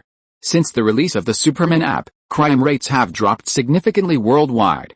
Of course, there are still some who don't believe in superstition. Joshua saw several black youths being subdued by a teenager. They were trying to buy something for free, but were beaten up by the teenager. There are always people who take chances. Without stopping, he quickly left. On his way home, Joshua was stopped by a black man. He smelled bad, probably because he hadn't showered in a while. The black man looked at Joshua, his hands spread out, and said, "I need money." The black man figured Joshua must have made a ton of money using the Superman app, and since Superman helps people, he must be a superhero, right? So, a little money shouldn't be a problem, right? "You're not my son," Joshua said. The black man continued, "Don't you know who my father is?" "Wow, didn't your mother tell you?" Joshua said. He sometimes encountered people like that, and it got annoying.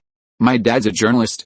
If you don't give me money, I'll smear you." Joshua, he didn't understand why people kept threatening him with his reputation. He was the one who made the rules.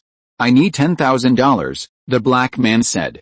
In his mind, Superman was someone who cared deeply about his reputation. Maybe he could blackmail Joshua again later. How exciting. Joshua sighed and said, "Kneel down." His voice was quiet, but everyone on the street heard it. Just as everyone was confused, Joshua slowly floated up, his scorching gaze cleaving the ground.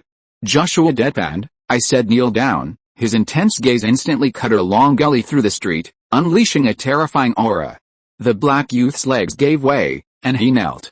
Seeing others kneel, others, unable to withstand the pressure, followed suit. Even the people in the car ran out and knelt. Joshua landed on the ground, then walked slowly. Every step he took was terrifying. Of course, these people felt humiliated, but they could only hold it in, because he was Superman, a man who could destroy the world. After Joshua left, the crowd gradually stood up. A tall black man punched the black youth who had threatened Joshua, knocking him down. He shouted, "This guy actually threatened Superman. It's because of you that Superman is punishing us. You deserve to die." Some people recorded the incident, but no one dared to post it online. A large group of people attacked the black youth. The next day, his father was fired, and the black youth was beaten again by his father. "Just be a good loser. Why are you provoking Superman? If you want to die, go ahead, don't drag others down with you." But that's all for later. When Joshua returned home, he saw May, who was knitting a sweater. "What's wrong? Are you in a bad mood?" May noticed that Joshua didn't seem to be in a good mood. So she put down the things in her hands, patted her thigh and said, "Let me help you clean your ears." Joshua leaned his head on May's thigh. Her breath made Joshua feel comfortable and calmed him down. May carefully helped Joshua clean his ears. Before he knew it, Joshua fell asleep. He could vaguely hear May's voice. "You can eat delicious food when you wake up." Time passed little by little, and Joshua suddenly opened his eyes. Their eyes met. Gwen, with her short hair, looked at Joshua and said, "Time to eat." "You slept for so long today?" Joshua asked in confusion. "Why is it so quiet?" Before, even though Joshua had limited his abilities, he could still hear a lot of noise. It was quite loud. But now, he felt that the noises were pitifully few. Joshua adjusted to his current state for a while. He felt like an ordinary person. It wasn't that his powers had disappeared, he had simply become an ordinary person. Of course, he could use his powers whenever he needed them. He probably slept so his body could adjust. Being in a normal state was good, it meant he wouldn't hear all those strange noises. But his powers were growing stronger. Chapter 25 Leave 3. I have something to do today and I'll make it up tomorrow. Sorry. End of this chapter. Thank you so much for reading until the end. Don't forget to give it a like. Looking for more exclusive content and immediate access? Subscribe to our Patreon. Remember, every like, subscription or donation encourages us to continue. Thank you all. See you in the next video.